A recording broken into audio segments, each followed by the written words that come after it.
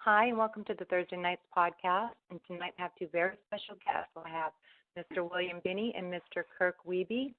And I'll tell you a little bit about them. William Binney and Kirk Wiebe are clients of GAP, the National Security Agency whistleblowers who worked at the agency in excess of 36 years.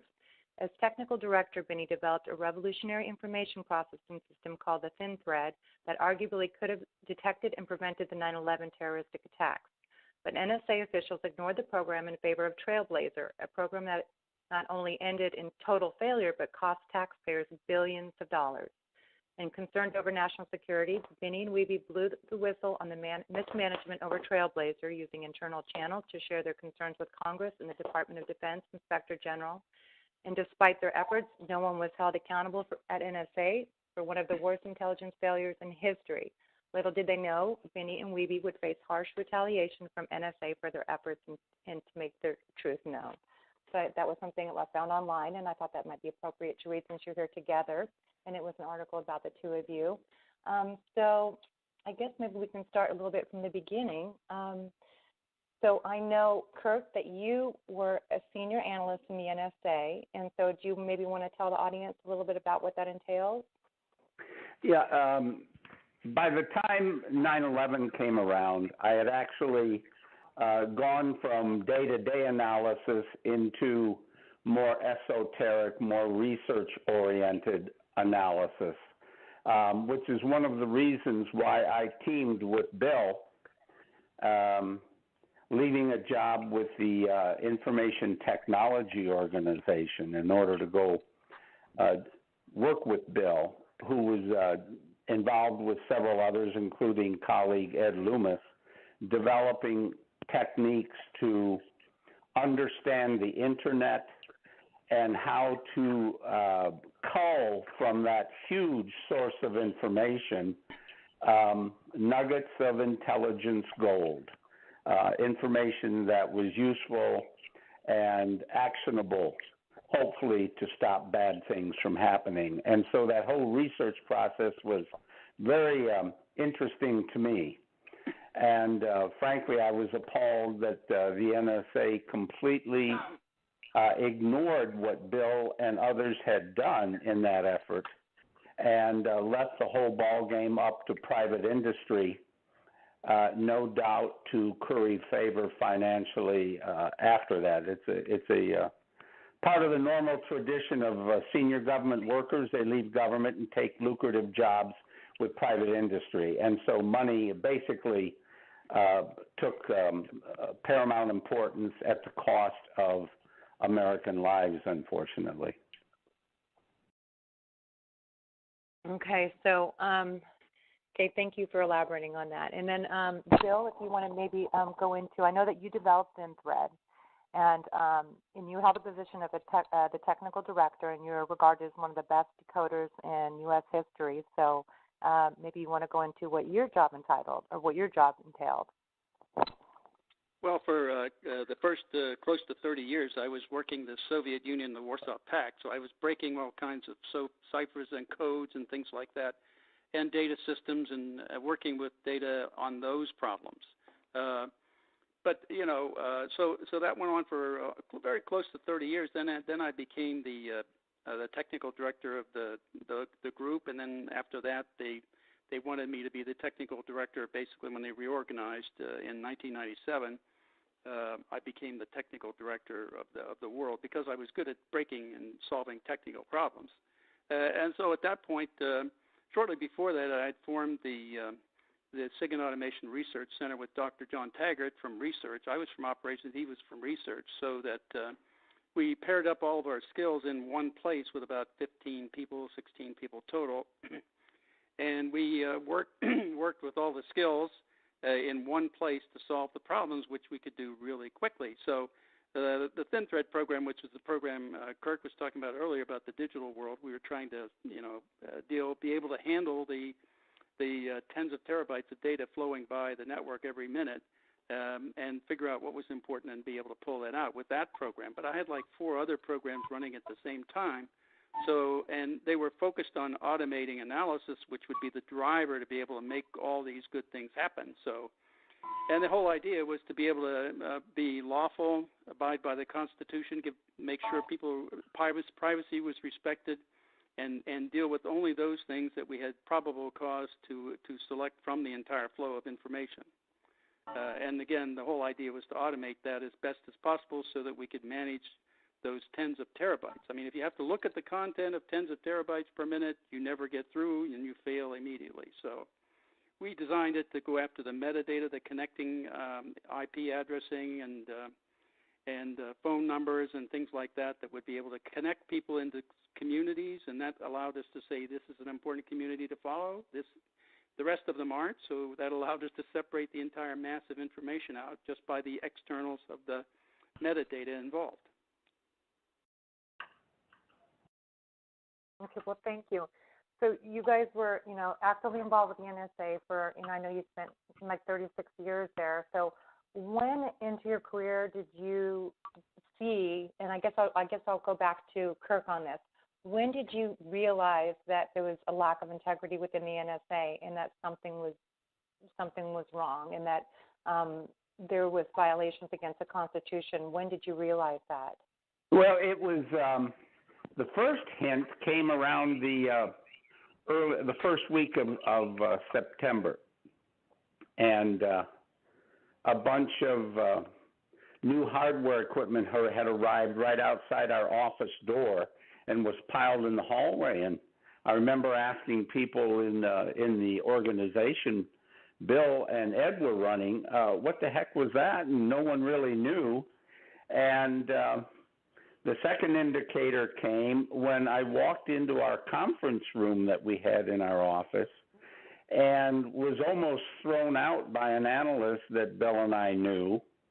And obviously some sensitive discussions were going on that they didn't want to make me privy to.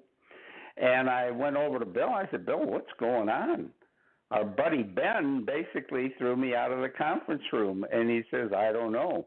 Well, it wasn't too long after that the contractor that Bill worked for had been asked by NSA authorities to begin using some of the tools Bill had put together for analysis to look at the private data of American phone calls, in other words, U.S. citizens, even though they hadn't done anything wrong. And that contractor went up to Bill and said, Bill, do you realize what they're doing? And Bill said, no, what? He said, they're turning the system loose against Americans. And, of course, when you hear something like that, it's like the worst sin possible because it was drilled into our heads that one does not spy and turn the machinery of spies against the American people. We had gone through that kind of illegal behavior in 1975. Severe penalties were put against the NSA. 2 congressional intelligence committees were set up to make sure it never happened again. And here we are in, the 2000s now, years later, and the intelligence communities are actually committees are actually in bed with NSA. They act in concert to protect what NSA is doing rather than doing the oversight for the American people that they were empowered to do back in 1975. What an utter catastrophe for freedom and privacy in the United States. And Bill, would you say it kind of mirrors what Kirk just told us, or what was your take on that? When did you start to see there was a lack of integrity? No, that was exactly when I found out. And, of course, I discussed it with Kirk because, we couldn't stay there. I mean, we had to leave. We couldn't be a part and accessories to all these crimes they were committing and scrapping the Constitution in secret and creating basically a secret government within the government. And they got it by bringing in initially only 4 people from Congress. They were the chair and ranking member of the House and Senate Intelligence Committee. On the House, that was Porter Goss was the chair, and Nancy Pelosi was the ranking member. and then Graham and Shelby, I think, were the members on the Senate side. And they brought those 4 people in on the 4th of October of 2001 and gave them a briefing into it, and they weren't allowed to bring any staff or allowed to talk to anybody about it, and they all agreed to these programs at that time. And at the same time, I think they got briefed on a lot of the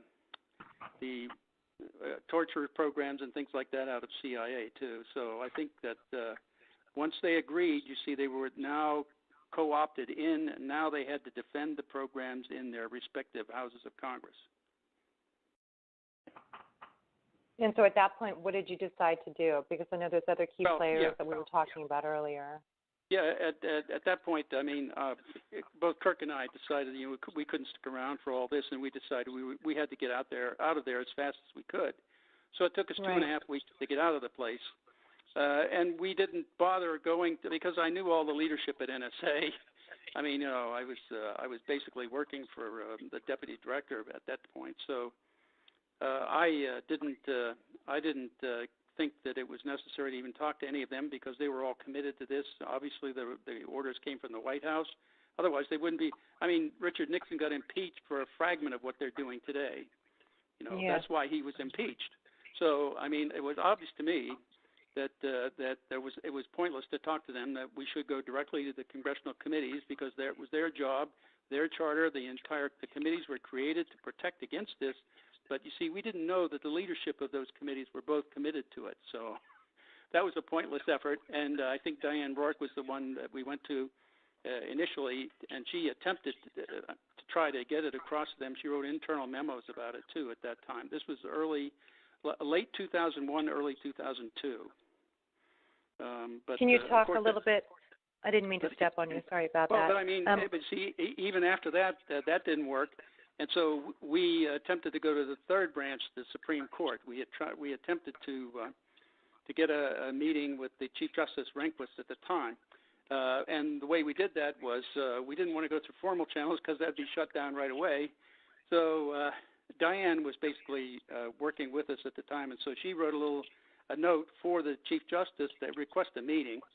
And Kirk and I knew another fellow in contracting, a contractor, that went to high school with the Rehnquist's daughter. So we asked him to pass the note to Rehnquist's daughter to pass on to the Chief Justice to see if we could get the meeting we were going outside of channels because we knew that channels would stifle it.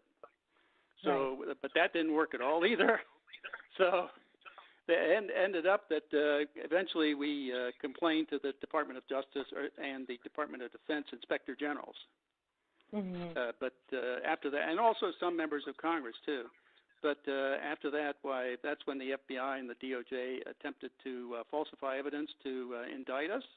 The only reason they didn't is because we caught them at it, and we had evidence of malicious prosecution, and they dropped us like a hot potato at that point. Yeah, and so I understand, like in 2001, you Loomis, and you and Kirk retired at that point. Yes, that's right. Yeah. Yeah. In October, that was Halloween Day, October 31st. Right? Wow.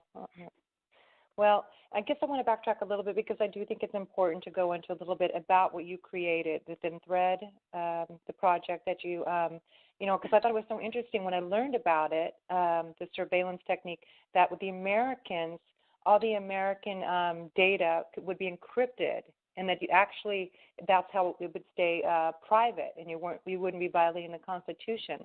And so I guess then what happened is they took the coding out that kept the messages encrypted. Is that correct?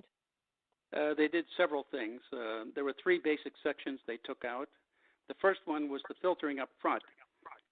If you had to be a known target or fall into a zone of suspicion around the known target within the graphing of the social networks, to have your data taken in.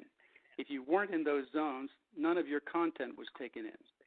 And if you were U.S. to U.S., you weren't taken in at all. No metadata and no content whatsoever. The only way a U.S. citizen would be taken in is if they were in contact with a known target. At that point, their data would be taken in. But if they weren't known to be a target, their attributes would be encrypted, so you couldn't tell who it was. Right. That was taken out, and they removed that. So at that point, everything was taken in. And also they removed the encryption part, so that part was removed also. But then in the backside, we also had a set of software that was monitoring who was on the network, who did what with the data in our network, and could detect whether or not they were doing something that they shouldn't be doing with the data, or that they were, violating certain rules or regulations or whatever. We had that software in there too, and they removed that too. So, I mean, if they left that in, they could have detected Snowden, removing data, or anybody else removing information or data from the system. But they removed that also. Okay, so, then we'll go back. Now we'll go back to what we were discussing. At that point, what did you guys decide to do, and what other steps did you take to try to bring this information to light? Well, after we left the building, we decided to get together with Ed Loomis, who was managing the research effort along with Bill.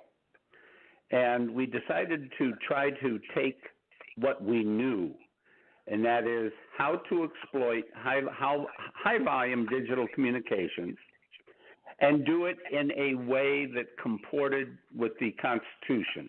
In other words, rather than violate people's rights under the Fourth Amendment, it followed the Fourth Amendment. And we would use typical court procedures based on probable cause to uncover the identities of people that looked very suspicious. And there would be a judge or a court involved. So we decided to take our concept elsewhere to try to bring it to the government through another agency, perhaps, maybe the CIA, maybe DHS. So Bill and I and Ed did some contracting for a couple of years until about 2006, and tried to get that known amongst popular circles in government, but we were shut down. Every time we succeeded, it was as if there was a concerted effort to block us from being successful, even though we were demonstrating success with several employers, including DHS and including Boeing Corporation. The contracts were terminated. And it wasn't because we didn't succeed, it's because they didn't want that kind of a solution. When I spoke to a senior executive at Boeing, Ella, I showed him a view graph that showed basically a simple concept of how our approach would protect identities using encryption of American and other innocent people. There's no need to look at them if they're innocent and not suspicious. He said nobody cares about that. And this guy had high contacts in government, and Bill and I were appalled to hear that response. Nobody cares about that. And that was the rude awakening for me, finding out that your government really didn't care about the Constitution and the rights of the people. That's unbelievable. And I know that, I've talked to other whistleblowers as well. You make an oath to stand for the Constitution, basically. So, I can imagine that was a lot of disillusionment at that point. Absolutely. Yeah. And so, when and how? Because then I understand that you guys had that lovely 9 a.m. wake-up call that one morning by the FBI. Do you want to share a little bit about that? Are you comfortable discussing that? Well, sure. We were all, all of those of us who signed the complaint to the Department of Defense Inspector General about fraud, waste, abuse, and corruption at NSA, which, by the way, under regulations for employment with the U.S. government, you were required to report that to the Inspector General of the Department of Defense. So we were following through on what we were supposed to do. But after doing that, of course, didn't enamor us with the NSA or anybody in the intelligence community. So right after the New York Times article came out in December of 2005, warrantless wiretapping, not so much about the data mining, which was really the biggest part of it. They, of course, were looking around for who did that, and they wanted to tie that to us. Of course, we didn't do it, and they knew that because the Stellar Wind program contained all of our emails, phone calls, and transactions financially, and so on. So, I mean, they could have easily looked in there, and they knew right away that we weren't involved, but they wanted to tie it to us. That's part of the fabrication that they tried to put on us. And so, as a part of that, right after the Attorney General Gonzalez gave his testimony to the Senate Judiciary Committee on the terrorist surveillance program of the president, he only talked about the exposed warrantless wiretapping, only part of it too. And that's all he did. But he knew that we had a reputation for going to Congress committees to tell them the truth, and of course he didn't want anybody doing that. So it was the morning of the second day after his testimony that they raided us. That was the 26th of July at 9 o'clock in our time on the East Coast. We were right all the ones who filed that DOD-IG complaint. And by the way, the DOD-IG gave our names to the FBI initially, as which was a violation of their regulations too. So, Diane Rourke was the other one to sign. Diane Kirk, Ed Loomis, and myself. We were the ones who signed the DOD-IG complaint. So all of us were raided simultaneously. We were raided at 9 o'clock in the morning on the East Coast, and Diane was hit at 6 in the morning on the West Coast. She lives in Oregon, so. Oh, that's interesting. I didn't know she was here. And so, then I understood that Drake, though, at that point hadn't been raided. It was like 6 months later, apparently, because I know Thomas Drake is a key player in this as well. Yeah. He was the inside man that we mentioned would support the investigation, which he did. He gave them all the original documents, which NSA later modified when they presented it to the inspectors, and that's when they accused them of that. And of course, NSA denied it, and they said, "Well, they've got documented evidence." That's because Tom Drake had given them the originals of the reports of the 5 studies that were done on the Thin Thread program before NSA had them or modified them, and that's what they did before they gave it to the inspectors. So that meant they could lay one against the other and see exactly what they changed. And they knew exactly what they did. And it's all documented in that DOD-IG report as a result of the study. And that's why about 97% of it is redacted, because it catches them in all their lies, corruption, and the fraud and waste. Right. From what I understood, too, I know we're going off on a topic about him, but when they retrieved all those documents from his home, they basically were unclassified, and then they just basically, and from what I understand, they just went to the bottom of it and put classified. Yes, actually, they were actually classified as unclassified by NSA. Right. And what they did was they wanted to charge him with having classified material, so they crossed it out and put a classified mark on it. That was something that really stayed with me for a while. That was something that definitely made an impression on me as well. Well, it's framing people. That's basically what they tried to do to us. They tried to fabricate evidence to convict us and put us away for 35 years, just like they tried to do with Tom. And so at that point, what occurred after the FBI shows up at your house? And there's one thing I wanted to ask about. I thought there was something, I've read a couple different versions, so I'm not sure, that the New York Times article had something to do with the raid as well, and they thought you guys were the leak? Well, yes, but they knew we weren't, from the Stellar Wind program, which is the domestic spying program they started. They knew that already, but they used that as a way to leverage a judge. The judge to get a judge to sign a warrant. I mean, you trump up a charge and make it look really important, so you put the real important stuff up front. So that's what they did. That was in the warrant request, the affidavit. And so the judge didn't know any better. I mean, they're not involved in national security, so they don't have any idea what's going on here. In fact, I went to that judge's clerk and I complained that they were fabricating this evidence afterward, And they asked me if I had lawyers. I said, sure, I got a couple of them. But the point was, I was started at that point to assemble evidence against the U.S. government, the Department of Justice, for trying to fabricate evidence against us and charge us and indict us and put us in jail. And so when they attempted 3 times to do that after the raid, the third time I'd had it with them, and so at that point I just unloaded all the evidence I had on a phone call to Tom Drake because I knew his phone was tapped. So I did that so that the FBI guys recording it and listening to it could hear all the evidence I had. And I told them that I was ready to charge them with malicious prosecution when they took us to court under this indictment that they were charging us with, because our lawyer told us they were going to indict us. So after that, I just hung up. I didn't say anything. I was just waiting to see what happened, because I was pulling their chain. Okay, I knew who they were. I knew how they operated. So I did that, and I waited.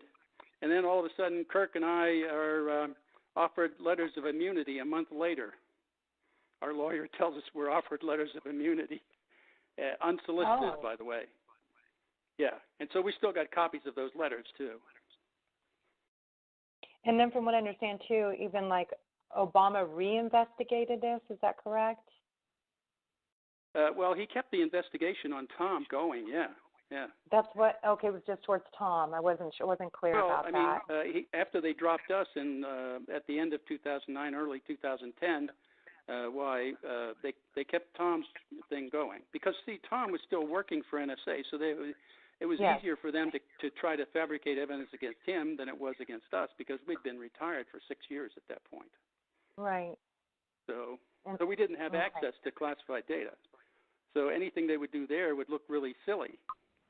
But Tom, on the other hand, who was currently, at the time, was working for NSA, they could easily do that, they thought, and they could fabricate that and charge him and get him convicted. Well, the problem was they got Jim Bamford came in as a friend of the defense and did the investigation, and found that they put the same information, fundamentally, almost all of it, that they were charging Tom with. They would put it out. NSA put it out on the web as unclassified. And so Jim hauled all that data in and took it in and gave it to the judge, Judge Bennett, in the court at the federal court in Baltimore. And all he did was look at one and then look at the other, and he could easily see that they were framing him. And so that's why their case fell apart. Alexander went on TV and said they didn't want to expose classified information. That's why they dropped it. That was a lie. They got caught fabricating evidence. That's why they dropped it.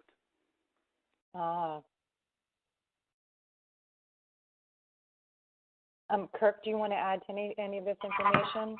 Well, just wanting to make sure the point is not lost, that the objective of the government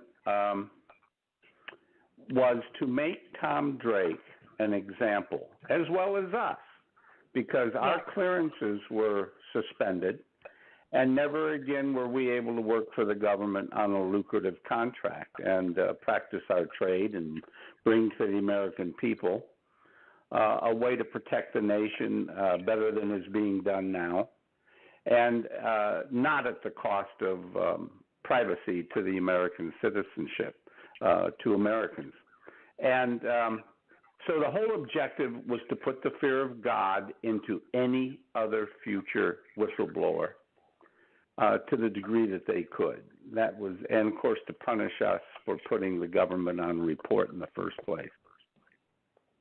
Yeah, what they're doing is covering up the biggest swindle that the world has ever seen. I mean, they've swindled hundreds of billions of dollars out of us, the paying taxpayers. Oh, well, it's on the debt. I mean, we've added it to the debt. Right. And then, after all, most of them are being run by contractors, and contractors have one objective, and that's to get the next contract, keep the business going, and make a profit. They don't have an invested interest in solving the problem. If they solve the problem, they don't have the problem to get more money. That's what's going on here. It's like a self-fulfilling business. It keeps going because we never solve the problem. Yeah, Thomas Drake told me, he goes, you got to keep the problem going to keep the money flowing. That's stuck in my head, that quote he said. Yeah. Well, that was my vision statement for them. Originally, I thought the vision statement should be aim low and miss, simply because they failed all the time. But instead, after a while, it became really clear that the money was the motivator. So that's why I gave them the vision statement of keep the problem going so the money keeps flowing. Yeah, I like it. It's stuck in my head. So then, how else? I mean, I know this is personal, but people like us can relate to this. I'm sure that you maybe would be interested in this. Did it affect you? Now that you were targets of the government per se, did they try to affect most of your life? Did they continue to follow you? How did that look for you? What was your experience? Well, for us, I think basically it made it pretty hard for us to get another job anywhere because Right. the FBI would always come behind you saying we're investigating these people, and so people drop you like a hot potato. So right. and NSA blackballed us in the government everywhere. I mean, we were doing work for DHS at one time, Customs and Border Protection, and we had a solution for them, but they they dropped us because this was in late 2006, and that's after the FBI had wiretaps on us. We found out later from the affidavit, warrantless wiretaps, I would add, and so basically that is a law enforcement organization looking at imports, exports, and ICE is a part of that. So they basically told them you need to get rid of them too. So they terminated our contract in August of 2006, I think it was. Yes. And that was because the FBI started wiretapping us in February of 2006. Okay, I see. Kirk, what about you? What kind of experiences have you had, and how did it affect your life? Well, when you get raided by a dozen FBI agents, it isn't fun. I think it temporarily set us all back, all of us who were raided, back on our heels for a few days. Maybe I can imagine. Maybe a few weeks. Because your mind, you're trying to sort out what the heck was it you did wrong? What are you being accused of? We were not allowed to read the affidavits supporting the search until they were ultimately uncovered 5 years later as part of our court case when we sued the government to get our property back that they had taken during the raid. And by the way, we won that without a lawyer. And four of the five of us went in together, shared the $300 suit filing fee, and we beat the government. And that set a new precedent for property seized during an investigation. If there's no subsequent prosecution, they must return property. And people are still litigating that issue later. Anyway, the point of it is that it sets you back. We got our property back for the most part. Diane Rourke is still fighting that battle out in Oregon because she had the files separately since she was searched in Oregon after she retired in 2007. She was searched in Oregon, so she had to file from there. She could not join our lawsuit here in Maryland. And so that still continues. In the meantime, we were denied constitutional rights. They drug it out, the return of material, over an extended period of time, and no one that we talked to wanted to represent us in a constitutional rights case. It's as if lawyers are brave until they go up against the government, and then they don't want to do it because they know the government is almighty, it has the power, and it has the intelligence apparatus to know what everybody's doing. And that's the kind of intimidation we now live with in this great land of freedom, or that once was free. But what's anyway, interesting? Go ahead. I was just going to say, you can finish, and then I'll go ahead and make a statement. Well, I was just going to say Ed Loomis lost a wife over it. Ed went became a bit of a recluse for 2 or 3 years until he got over it, and we established connections with him again. Tom Drake, as you know, was under threat of prosecution. Went through extreme personal lows. I can remember talking to Tom and trying to give him pep talks about the fan base he had and believe in the people that supported him. But he was obviously under great duress. Diane I think health-wise took a dip, but then gathered her strength. She's a tough lady and came back. So we all got over it. But Bill will agree. He was angry. He was ready to pull out the guns and go after him in any way that he could. And you won't hear that anger in his voice today, but don't let that fool you. He is, he is fixed on the target, and the target is to get the word out, as is for all of us, to get the word out about how our own government is shredding the Constitution under our very noses. And we can't even get the issue resolved in court. Court cases drag on and on and on, and our best chance is probably the one out in the Ninth Circuit, out where you are, Ella. Right. Jewel versus NSA, yeah. Yeah, Jewel versus NSA, that continues to be a live, active case, but we'll see how that goes. Anyway, here we are today. We're healed. We have never let up, except for the few weeks we were back on our heels, and then we sued them. We got our property back. And so generally life is good. We don't worry about whether they monitor us or not. We're not overthrowing the government. We're not trying to. We're working to support the Constitution. We're public about that, open about that. And there isn't anything that we need to keep quiet, except we won't tell anyone how to do this kind of intelligence exploitation the powerful and right way, because they'll turn it against us, as they have with what they're doing right now. And that's what Snowden kind of researched you gentlemen and realized what worked and what he saw what didn't work, and so he took the information he deemed from you and applied it to himself and realized what he had to do it a little differently. Yeah. Exactly right. But it was interesting when I was doing my research on this topic. Even the White House lawyers were against this. They call it the Stellar Wind, was also known as the program, I guess. And even they said this is violating laws. And I heard they were searching and searching, trying to make it legal in some aspect. And that the attorney generals refused to sign off on it. And one of them, like an hour later, ended up in the hospital for refusing to do that. Yes. That was unbelievable. And that's why they kept it all secret. That's what Senator Wyden was complaining about, this secret interpretation of Section 215. And even Sensenbrenner and Leahy, the ones who wrote the law, said that the Congress never intended them to be able to do what they're doing. So they're violating the intent of Congress. That's another felony, So, but what's another one when they commit billions of them every day? Yeah, it's unbelievable. These are egregious crimes, and But when I was also doing research, I realized there was quite a few people involved that really felt like this was wrong, what was going on, and so more and more names seem to keep. Tam, I guess a man named Tam. I guess he's the one that actually went to the New York Times. Yes, he did.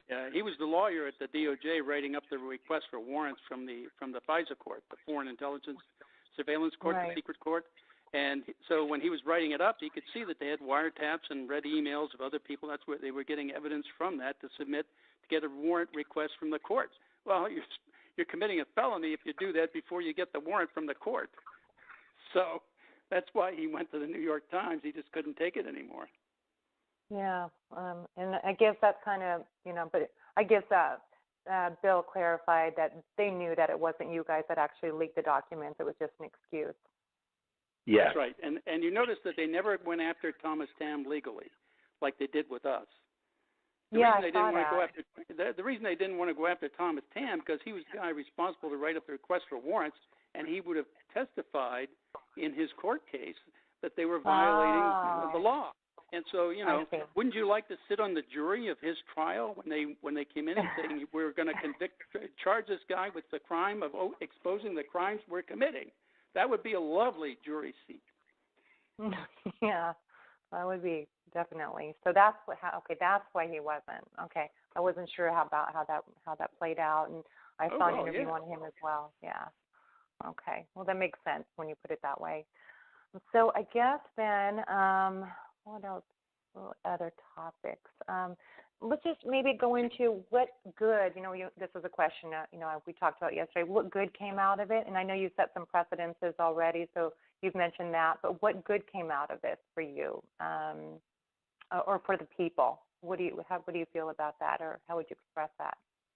Well, I think it's very slowly coming into being exposed through the movie Snowden, also a movie about me that's coming out in February of next year in the U.S. It's called A Good American, and it explains all the stuff of how we got to this surveillance state, all the things that the Thin Thread program was doing and how it got there and how it worked so that people could better understand it. And it's done in a movie in a visual form so that people can see how it would work. So it conveys that meaning, and I think it will add a lot of understanding. And then the Snowden movie by Oliver Stone will show the impact on people and in their lives, that even though they don't know this is going on, this is really what's happening. And so I think that the two of them together will give the background and then the impact. I think that people, once they see those movies, will begin to understand much better what kind of an evil government we really have now. And some of us know it's much deeper and darker than that too. So, yeah. It is extraordinary that this can be going on, and I know that a lot of people in the government don't know what's going on, and even like the president, it sounded like when there was all this going on, when they were, when the Attorney General was refusing to sign off on the program, that when he was taken to the president's office, he said the president didn't even seem to know. He said that I forget who it was. Oh, who was it? Comey. That was Comey who went to the office. Yeah. Okay. Ashcroft was the Attorney General. That was the hospital visit in 2004. Right. Yeah. Right. And so from what I understand, he said it had been going on for months at that point, and he said that President Bush didn't. You could tell, he said from the conversation, that he had no idea that this was going on behind closed doors, and that he was completely unaware of what was happening at the NSA. No, not at the NSA, but what the disagreement that the DOJ had with the warrantless the Stellar Wind program. He wasn't aware of the argument between his lawyers, Cheney's lawyers, and DOJ at the time, but he knew about the NSA program. He was the one who approved it with Cheney. Okay, thanks for the clarification on that. Okay, so we were just talking about, I guess that you guys set the stage for people to come forward. But at the same time, we've had this last president who came down so hard on whistleblowers, and from what I understand, there are some whistleblower, protections set in place. What's your opinion on those, or what do you think we can do to improve upon that? Oh, there are laws in government that protect whistleblowers everywhere in government except the intelligence community. So we're exempted. I wonder why. So we have none of the benefits, and we have no leverage. I would also tell you this, that probably most of your listeners don't know. The NSA and the intelligence agencies are exempt from auditing by the U.S. government, which means that it's like, wouldn't you like to have a job where here you are, the head of NSA, and you're handed somewhere between $10 and $15 billion a year to spend any way you see fit, and nobody will check on you how you spend it? I mean, it means that you could take $1 million home a month without nobody missing it, and even if they did, they wouldn't follow up to find out what you did with it. Yeah, exactly. That's a setup for corruption, and that's exactly what's going on. Yeah. It just seems to be ridden the entire government system. The more I research, the more I realize how corrupt it really is. And some of us really, and I have my family was Swedish. They came here with such ideals of what America was, and they were more patriotic than most Americans. And a lot of people who come to America are that way. They believe in the values of America. They have to learn the Constitution. I think a lot of immigrants know more about our country than even some of the Americans in order to get your U.S. citizenship. So, and then I grew up with that kind of patriotism. So it is very difficult to, understand and accept that this is really going on. Did you say, Ella, your parents were immigrants? Yeah, from Sweden, yeah. It's interesting. My grandparents were all from Sweden. Oh, really? Hvala du svenska. Yeah, hej då. Lite svenska. Lite svenska. Lite svenska. Yeah. Du bra. Ja, bra. So did you have engineers in your family? Because my dad was pretty welcome, being an electronic engineer. He, NASA took him in as a contracted. So I know there's a lot of engineers that come over from Europe. Yeah, my grandfather, who immigrated, was an engineer as well. Yeah, there's a lot of engineers from there. There really is. It's interesting. So anyway, so as you know, when you grow up with those ideals, it's pretty, it's heartbreaking to come to that realization that this is the way it is, But I still think, the Constitution is there, and we need to figure out a way to, as you gentlemen know, trying to uphold this Constitution and try to right all the wrongs. And is there anything else that you think really helped, or through your action and your courage of taking this on and trying to bring it to the public, any other points you want to make that really helped? And we know you set the precedent and helped other whistleblowers come forward, but what else would you might want to add? Well, I would add that while we're helping educate the average person about these issues, we're making absolutely no headway in the political arena. We've been invited to the Hill to talk to staffs of Congress people, but nothing changes, and we're never even invited. Do you know that we have testified in front of the Council of Europe? We've testified in the British Parliament. Bill's been there, in the Austrian Parliament. And we've had discussions with other parliamentarians from various EU countries, but not once have we actually sat down with a committee of Congress or a congressman to discuss what we could bring to the government in the way of fixing what is now a constitutional crisis involving mass surveillance and denial of rights. Never once. I would only add that I also testified to the German Bundestag. And when I did that, the intelligence committees of the U.S. sent representatives over to listen. And, I looked at them and I said, hey, I'm only 20 miles up the road. Why don't you give me a call? I'll come down, Instead, they send them all the way to Germany, Berlin, to listen to my testimony. That tells you the kind of insecurity and corruption involved in our own government. Right. Well, what I guess my next question to you, and one of the last couple ones I have for you guys is, what do you think? I mean, you kind of already answered it, but what do you think about the current NSA and its workings and its protocols? Has there been any improvement now, or are they just going deeper and darker? Well, I think personally, I'd say they just like to stay deeper and darker. One of the good things to come out of this latest, just recently they had there was a compromise of the source code for all of the hacking tools that NSA had out of the Tailored Access Office in NSA. Those were the software, that they would use to hack through firewalls, operating systems, networks, switches, servers, and all around the world.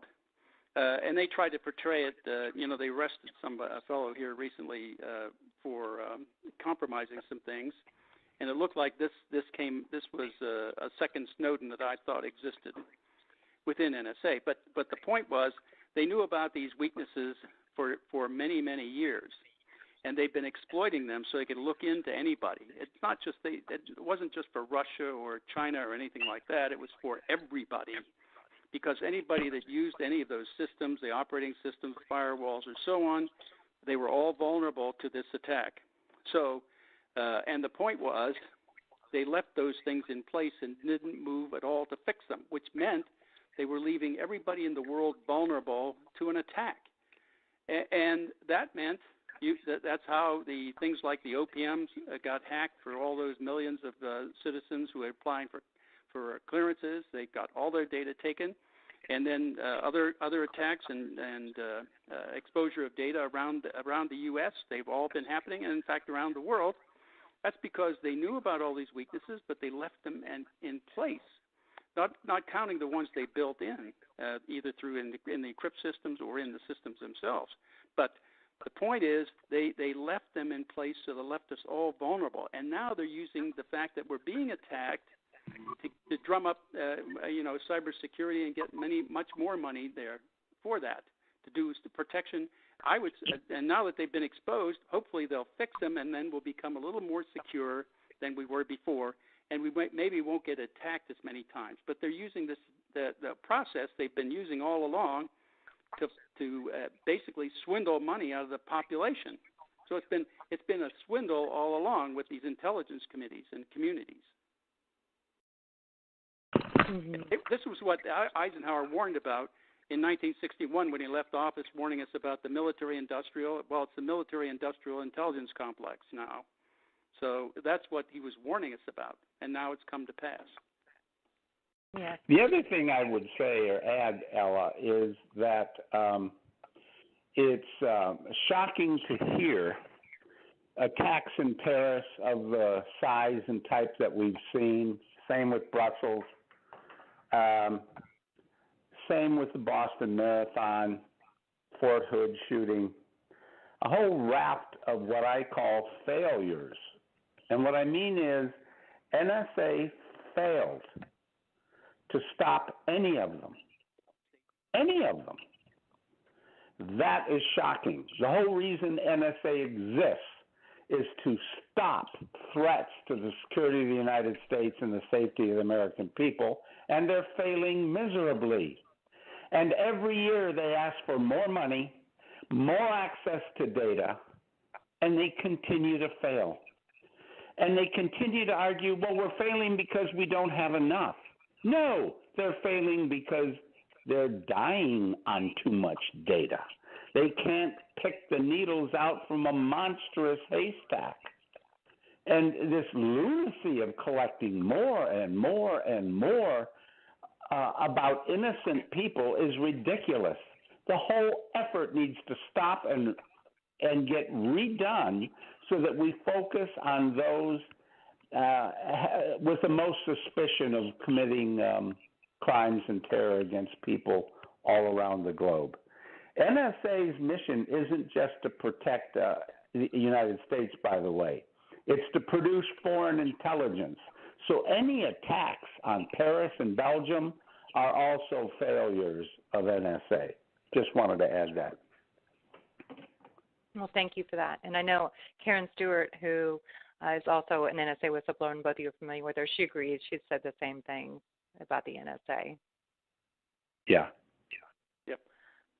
Okay, so then I guess, as you know, we have quite a few targeted individuals on the call, and I had a conversation with you, and you guys both believe that this is true and that this is happening to us, and maybe you might want to tell them a little bit about what you do know, because it's nice that people that are credible, that have been, that are also whistleblowers, but on a much larger scale, that you believe us and that you realize this is real. So do you guys want to add anything to that? Well, we are, Kirk and I have agreed to look at data that's being compiled by some other TIs, and they're looking at the community around the world and trying to gather information. Here's what we're attempting to do. We need to have some irrefutable process to be able to prove the things that are happening and the kinds of things they are and what the consequences are and how it's affecting people. So we want to first assemble all of the information that people have, not emotional or feeling, but just the basic facts. What is happening and exactly what is it? Not burying it in any kind of emotion or anything like that. We're just trying to assemble the basic facts from people, and then we those are the things that are affecting people, specifically how they're being affected. And then we're assembling information on what's known from publications and so on from the government of non-lethal weapons that are being developed and the kinds of consequences that can be occurred from these kinds of weapons. So then we'll try to be matching the one with the other, right? And then we'll be putting together ways and means of looking at the spectrum that these devices operate in and seeing how it would be possible to detect and verify that these things are occurring. So, and then finally, we'll try to put together recommendations on how people should proceed to prove what's happening to them specifically, with evidence and compiled evidence that can be taken into a court of law, and done in such a way that the methodology is not challenged because you're not bringing any emotion into it. It's a straightforward process of documenting events and happenings and evidence. So we're trying to pull it using the discipline that we use for our data analysis and so on that we've experienced for, Kirk and I for over 40 years now. So we're trying to imagine that you would. And bring that into this process to make it a scientific process that's a reliable process and demonstrable in a court of law. Yeah, no, a lot of us are very grateful for that. And I'm just curious, how did you come to find out about targeting? And, how did you find out about it, that there was this even darker targeting process going on with people, this darker program? Well, I was invited by over to Brussels for a for a conference by right. God, I've lost his name now. I can't remember certain things. When you want to remember something, you can't. I know. You're gonna remember it in a minute when you're already moved on to I know. it. Yeah. But anyway, I was invited over there to give a talk about the surveillance, and I did that. And I was listening to another whole series of people come up from various countries around the world talking about this. And then I forgot how Kirk got involved, but that was my initial exposure to it. Magnus was the guy. Magnus Olsson, a Swede. Sweden. He's a fellow Swede. Yeah. Yeah, he invited me over, so that's how I got involved from my side. And then I think I talked to Kirk about it, and then somewhere, I don't know, Kirk, you and I got together on something. I can't remember. Yeah, well, what happened was Phil up in Connecticut. What's Phil's last name? He has a radio show and TV thing up there. Huh. I'm not sure who that is. I know a lot of people in media, but I'm not familiar with. Yeah, Phil. This Phil guy Marie. hosts a show. Phil Marie. Phil Marie. That's right. If you look up Phil Marie, M-A-R-I-E, he's out of Connecticut, Natick, Connecticut, or Niantic. It's one of those. Okay. And but he originally lived in New Hampshire, and that's where his targeting. He's a target where he first began to be targeted, and it's followed him down into Connecticut. So he's interested in helping this whole thing as he can. And of course, once we get the survey ready to send out, Ella, you'll be asked to help distribute it and get it out there amongst the population of people who believe they're being targeted. We need that input. Yeah, we will do.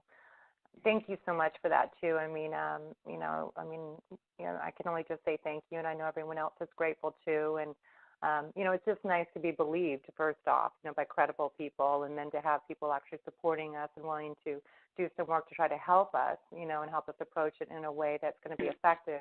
We're beyond grateful. So. Well, I think.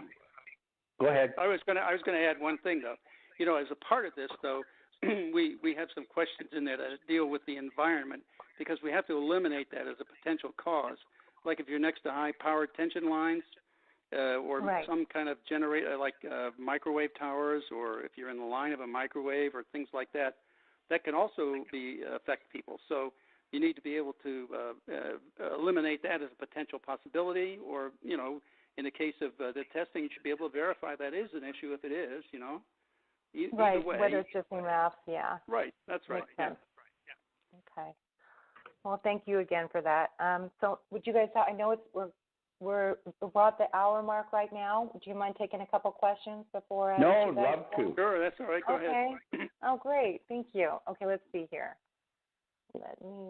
And I'm going to remind everybody, please keep your questions brief and try to keep it on topic. And again, the support call will roll on in a little bit. As soon as our guests leave, we'll go ahead and have an open discussion. But just right now, please remember to stay on topic and keep your questions short. Thank you so much ahead of time. Okay, Southeast Missouri. Hi, Missouri, you're on the air. Hello, my name's Dave Case, and I'm an electronic engineer And in the past, I tried to patent a photonic processor and a photonic memory system, and I was attacked by agency with very high technology and with the ringing tinnitus in the ears that absolutely destroyed my life. I have come up with a countermeasure, and I've cured 29 people or helped 29 people eliminate or reduce the tinnitus.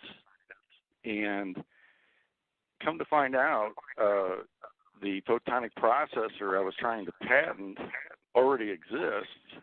They already have them, and it's called national security. And I believe that's the reason I was targeted. And I have documentation right in front of me of an NSA lawsuit. NSA Signals Intelligence uses EMP brain stimulation for remote neural monitoring and electronic brain link. What my invention does is jam the spectrum that they're using. It's called a biorelevant feedback loop. In other words, if you target an individual, you have to get their body temperature, their heart rate, their brain waves. There's many sets of data they have to retrieve. And I believe they're using the GPS signal as a main carrier and these photonic processors in a magic tree formation to process this large amount of data to target individuals. I was just wondering if you have much knowledge of any connection with these photonic processors and the GPS. Well, that's not an area that Bill and I worked in directly, but in terms of radio emissions, frequency spectrum, that kind of thing, we're generally familiar with that. And my first question to you would be, Dave, were you able, is this an audible, in the hearing spectrum of a human being? Do people hear a high-pitched tone? Yeah, they're using the skin as a transducer. In other words, the skin is transforming a higher frequency into an audible frequency. And have you measured the frequency of the audible frequency?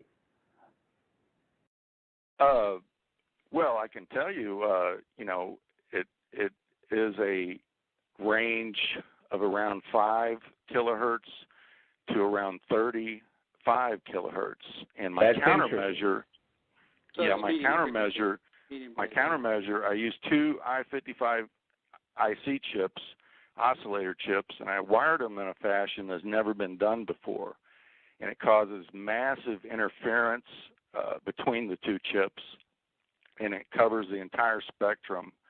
And as they try to gather data, my metadata, that signal that I play on a CD, on headphones, contaminates the biorelevant feedback loop and breaks down the loop.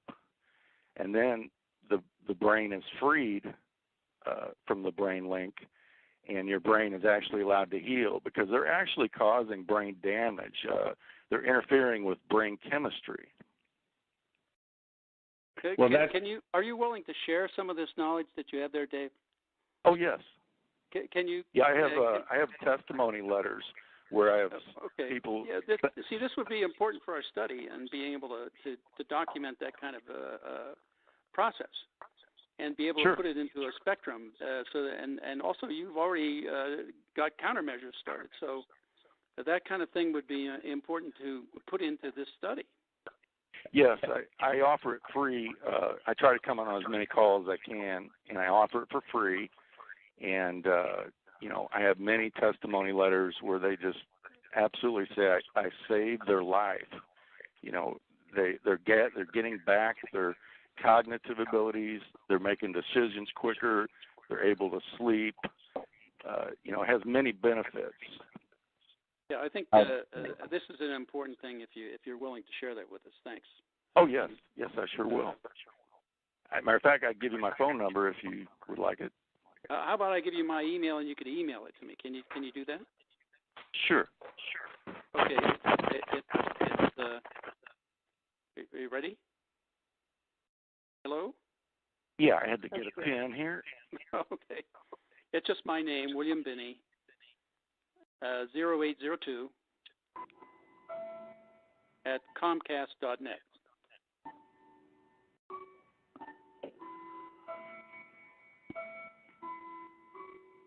Someone's got a William.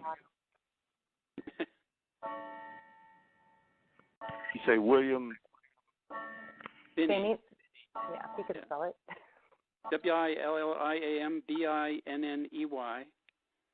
0802 at Comcast.net. Okay. Well, thank you, Dave. Go ahead. I was just going to say, if anybody does want the CD for free, I was going to give my phone number out real quickly, and I'll get off the call. It's 573-300-1579.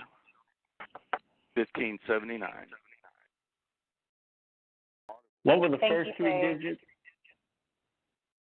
Pardon me? What was the first three digits? 573. Got it. 300-1579. Outstanding. Dave, you're a patriot.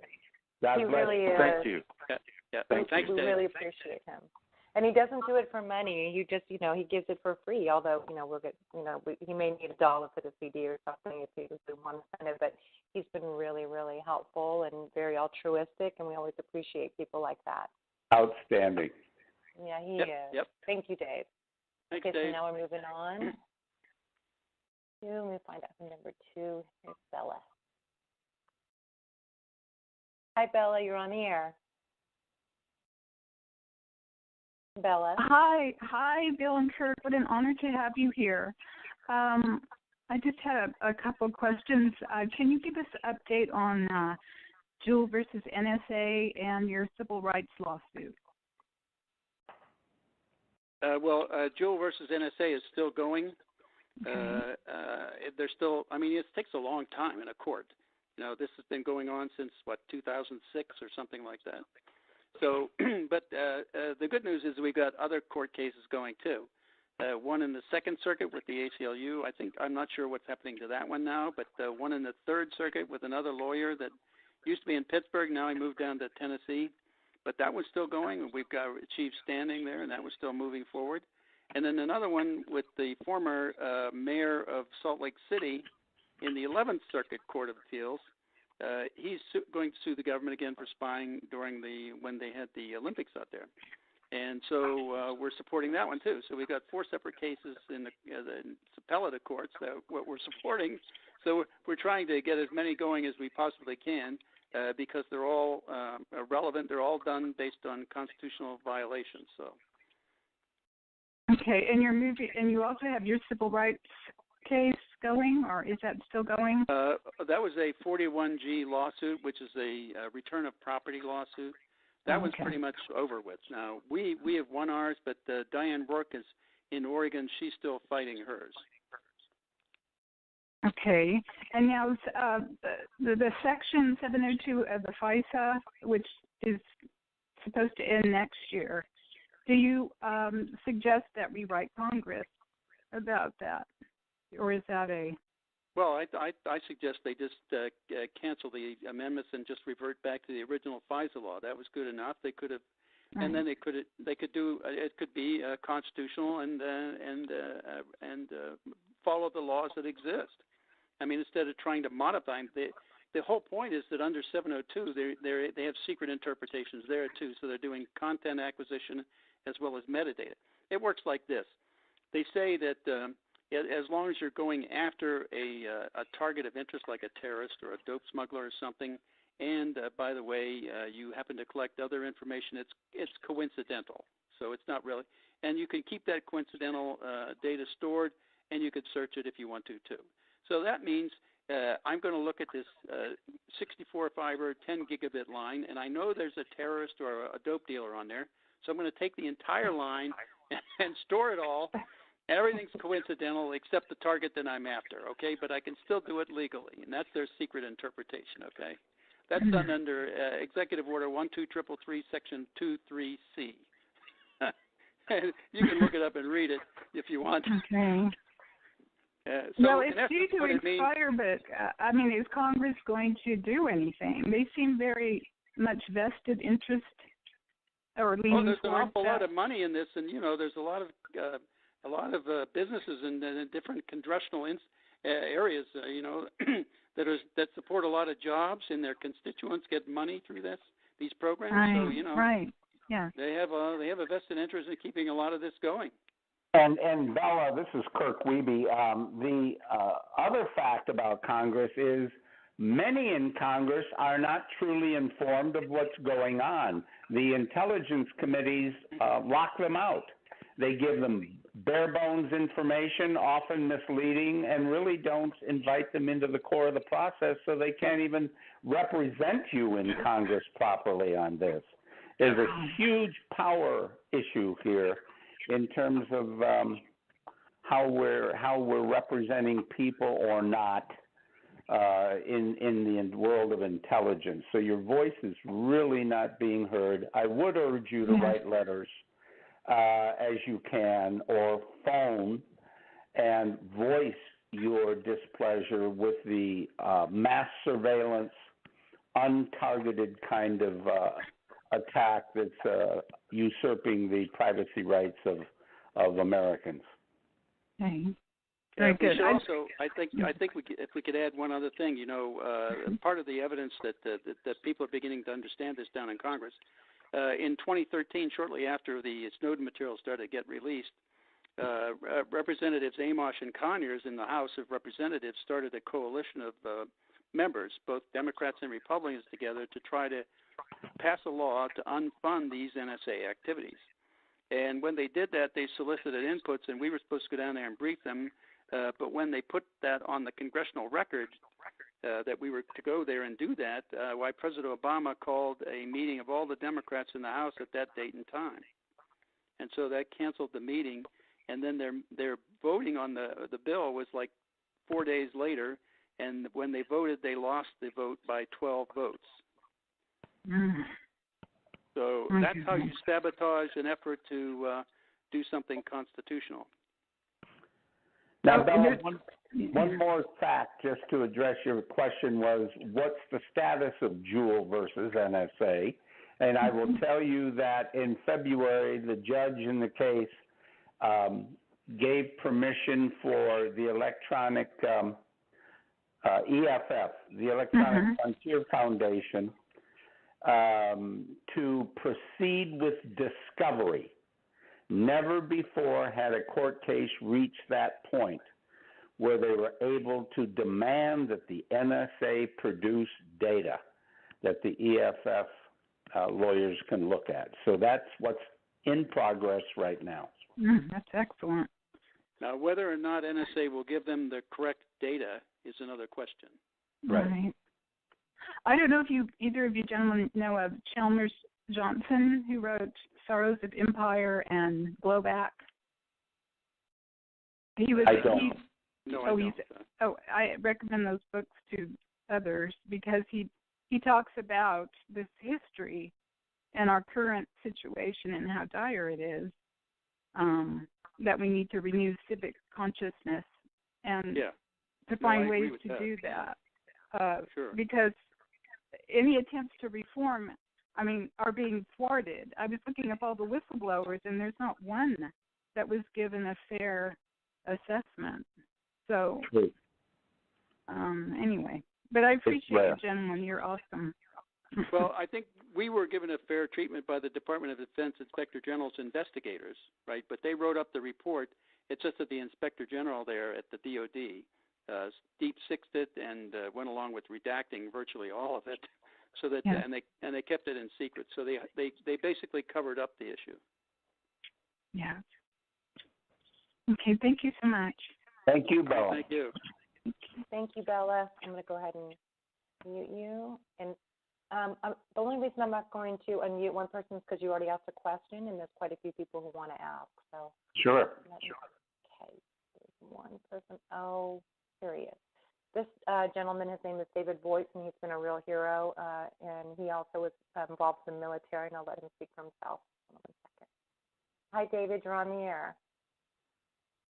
Good evening, gentlemen. I'd just like to start by saying what an honor it is to talk to you. You guys are my personal heroes. I work with the TI issue, and I can't imagine trying to attack this problem without the efforts that you folks have done. Like you said, my name's Dave Boyce. I'm a former naval officer. I'm a graduate of the United States Naval Academy. I have a degree in control systems engineering and worked as an electronics warfare with cryptologic technicians and in nuclear engineering. I found out about this program somewhere around 2003, and then started pulling the string on it and found out, it's true. The stuff that the TIs are claiming is true. It's a standard, pre-planned response for discrediting someone. The same sorts of stuff that happened, during the MK Ultra program. They've gotten all the things that they were looking after, and they've continued on and funded new projects. And so I just wanted to, talk with you guys, and I heard you on Phil Marie's show, and I was so glad that we had folks of your stature that you had been exposed to this topic and knew a little bit about it. So I just want to say thank you for what you do. Well, I think we want to say thank you, David, for what you're doing. If there's anything if there's anything you have in terms of documentation, David, that would help. Well, actually, I looked at this, and I looked at where my skill set was, and I kind of used the standard engineering process. What do I know? What am I trying to learn? What do I already know to be true? And I attacked this problem from a sociological and psychological approach. And it's kind of a unique solution. I use the comment sections of various websites with the knowledge that, there's this mass surveillance system in place, that people don't know about it. And if I make comments, the people who are receiving them may not know that this program is in place.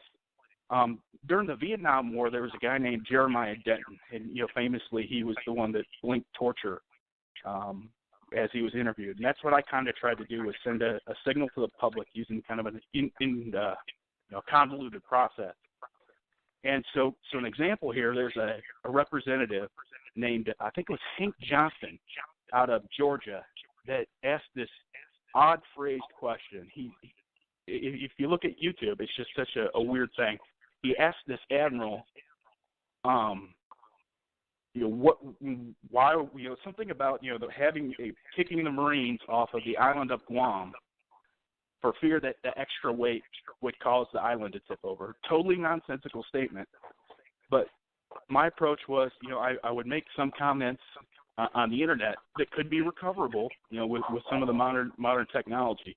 And then if someone were to say it publicly, there would be no way that what I wrote did not correspond to what that person said. So it's right. I got hundreds of situations. It's like a Rube Goldberg machine. If I have 16 disparate ideas, there's for each idea there's maybe one chance in 100,000 that occurs on any given blog. When you add them up, the probability becomes an infinite power, that there's no chance that what you wrote on the internet did not result in somebody mentioning that in a public menu. So, wow, I've got quite a few of those. Some of them have appeared in television, like television shows, and that sort of thing. So that was my approach to the thing. That there was just no way that you could do something from a technical approach to solve this issue, and you wouldn't be able to get documents, and there's espionage laws. So I kind of looked for where there was a spillage of this technology into the private sector, tried to get them to come after me with this targeting process, which I was successful.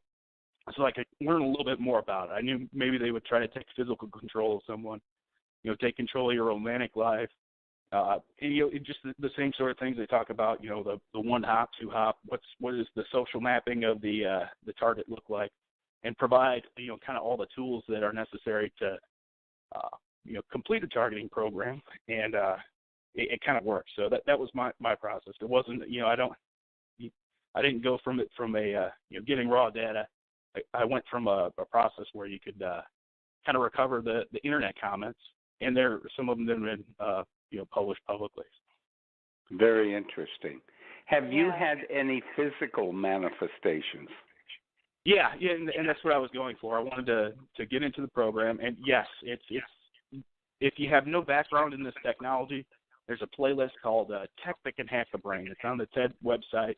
There's also a guy named Jack Lamont out of the University of California, Berkeley, that does basically brain hacking using functional MRI. And I started. I got the tactile sensation.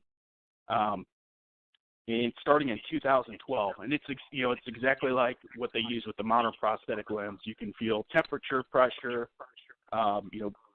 wetness or smooth, rough, and it's a pretty good, it's a remote program, and it's exactly like the targeted individuals claim. It's no touch torture. You can provide the sense of smell. You can provide audio information. And it's a perception warfare weapon. And all of it is to mess with your mind. Yeah, it's a tool much for psychological warfare. Yep, exactly. Yeah, and David specialized in human-machine interface testing in the Navy. He's a very smart man. He has a lot of credentials himself. He's we really look up to him. He's one of our heroes too. He's walking across the country, bringing media attention. He's gotten quite a bit of media attention too. He's walking across the country with a sign on his back, and bringing attention to the matter. So yeah, he's pretty heroic himself. Outstanding. Yeah. And David, you're going to be somebody we're going to want to talk to down the road a bit after we get some data together and begin to work a plan. Okay. Thank you. Really, thank you for all your efforts, and you're a great American. Yeah, he really is. Okay, I'm going to go to number 3 on the list here, Connecticut. Hi, Connecticut, you're on the air. Some of these people might have walked away. Hold on a second. Yes, I'm sorry. Oh, that's okay. We all just wanted to thank you for being on the call and giving us acknowledgement. We're all truly suffering in our homes, out of our homes.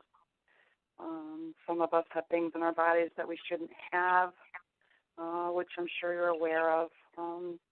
Yes. And I just wanted to say God bless America. And I was wondering if you thought that there was any chance that Snowden could have downloaded some documents when he did that download. I saw the movie Snowden, and you both mentioned, and I was wondering if you thought there's any possibility he could have documentation proving that this is happening to the citizens. This is Kirk Wiebe. I have to believe there's a chance. If we believe the numbers that he downloaded 1.5 million documents, that's a lot of material. And the question is, do any of the journalists that he left the data with, I guess there's 4 of them, Glenn Greenwald's one of them, and Barton, what's Bart's last name? Gelman. Gelman down in D.C. has a copy, but they would be the ones we would have to ask to see if they've run across anything on the subject of EMF targeting of individuals. Yes. But I have not heard that myself as of yet. Who? How? Yeah, who? I don't know anything how either. Could we contact them? It would have to be somebody, that has a position or something. I'm sorry, I'm really getting clobbered here. I'm not speaking very well. Somebody of authority to do something like that, where it might be possible that they might divulge information. Something we should think about.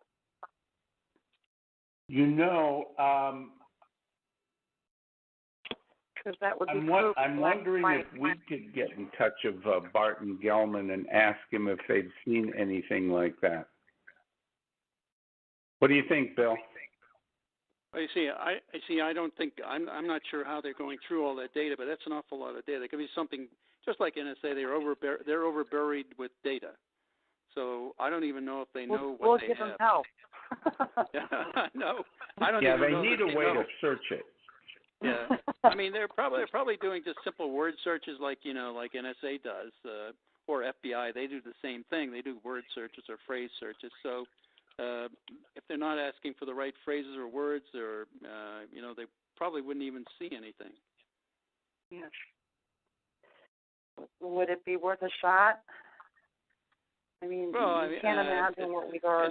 If we could have a reliable set of words that would be, reasonably give us some reasonable expectation of finding some of the data, then it might be worth asking. But it'd have to be something that would be, unique enough to pull something out. Otherwise, you could get like NSA does when you do it, or like when you do a Google search, you can get tons of material and you'll never find it.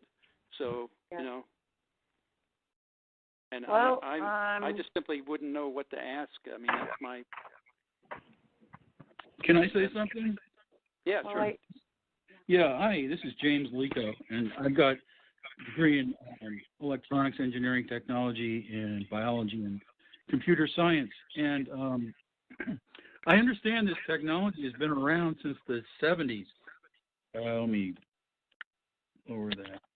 Since the 70s, and it's been used for, I think, first for spies in the field, and since then, I guess it was used in MK Ultra, and now it's used to attach to innocent people in their homes, and it's like, if you can imagine, radar beams attaching to someone's head and following them around. That's pretty much how it goes.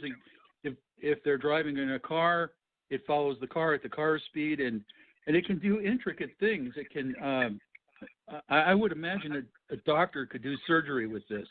It can go into their body and access specific organs and do, I don't know, whatever they do. It's torture, but a doctor could probably do surgery with this. And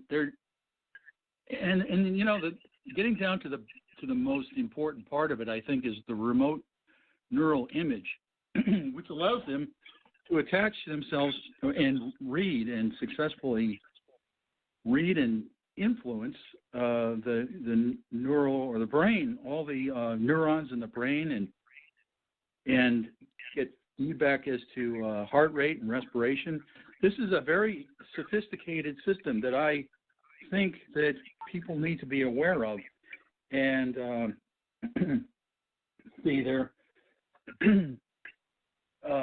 they can. The most important thing about it is they can see through my eyes and they can hear through my ears. Hear what I'm talking about. What anybody, you're like a walking bug.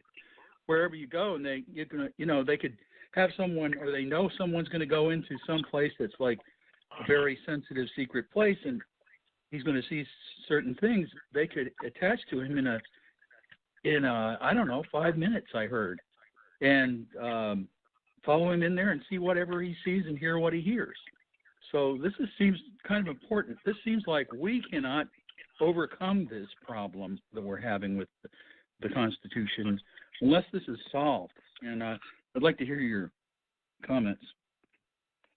Well, first of all, one of the things we wanted to pull together with part of this study is as much evidence we can from sources like government sources or any other, even universities or businesses or companies, that are working in this field, documentation of the processes they're working on, so we can assemble those as a part of our study to see and pull together the kinds of information I think you're talking about, the spectrum range, things like that are involved, and how these kinds of things operate and what they do and the effect and so on, and then try to match it up with people who are experiencing things.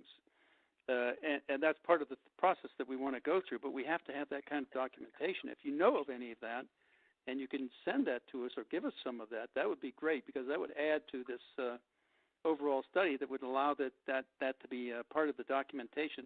And then eventually, of course, we want to be able to make it possible for people to assemble the evidence to show this is happening and prove it in a court of laws and take it into a court and kind of counterattack those who are perpetrating these kinds of things, or even companies, for example, if they're radiating people through their microwaves or through their through high tension lines and mixing with other kinds of things that might have cross radiation causing effects, and things like that.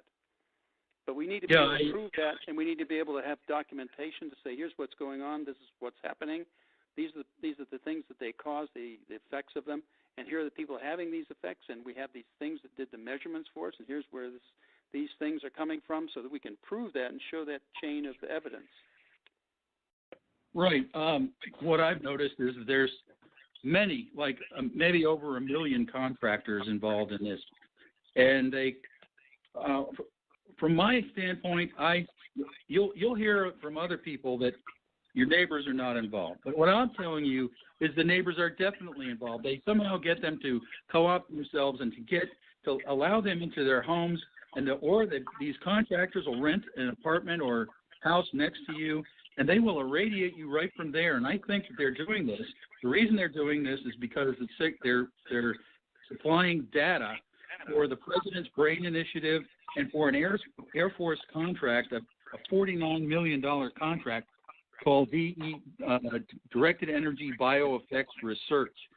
And that's still ongoing. That's going on for a few more years. I think the reason they have to be next door is because they're transmitting data two ways. It's a two-way signal from the subject or target, whatever they call them, back to them, and they have to keep the target under control, and that means pain. So to get this data, they have to have the signal close by, because there's blooming of the signal or data degradation over distance. So you need close proximity, yeah. Right. It deteriorates by the square of the distance. So So anyway, that's what I wanted to get across to you. That's probably the most important part. Thank you. Okay. Thank you, James. Thank you, James. He's another Oregonian. He's one of the activists that lives out here in the Pacific Northwest. He does a lot for our community and teaches us about technology and how to use some of the devices to read, different signals. So he's been very helpful to the community as well. Okay, so that's one of the things. That's one of the things we want to do is get all these things down in spectrum. Right. What part of the spectrum are they involved in, and how can we detect them? That's the point. Another woman who knows a lot about that. We don't have a circle, but there's some in there. Okay, so let me get to. I'm going a little bit out of order here because some people somehow something happened to the queue. So I'm going to go ahead and unmute Todd. Hi, Todd. Yes, hi. My name is Todd Giffen, and I had a question. Now, a lot of the information that you find on the internet about the National Security Agency and in the Snowden movie, it seems to cover only the low-tech side of spying.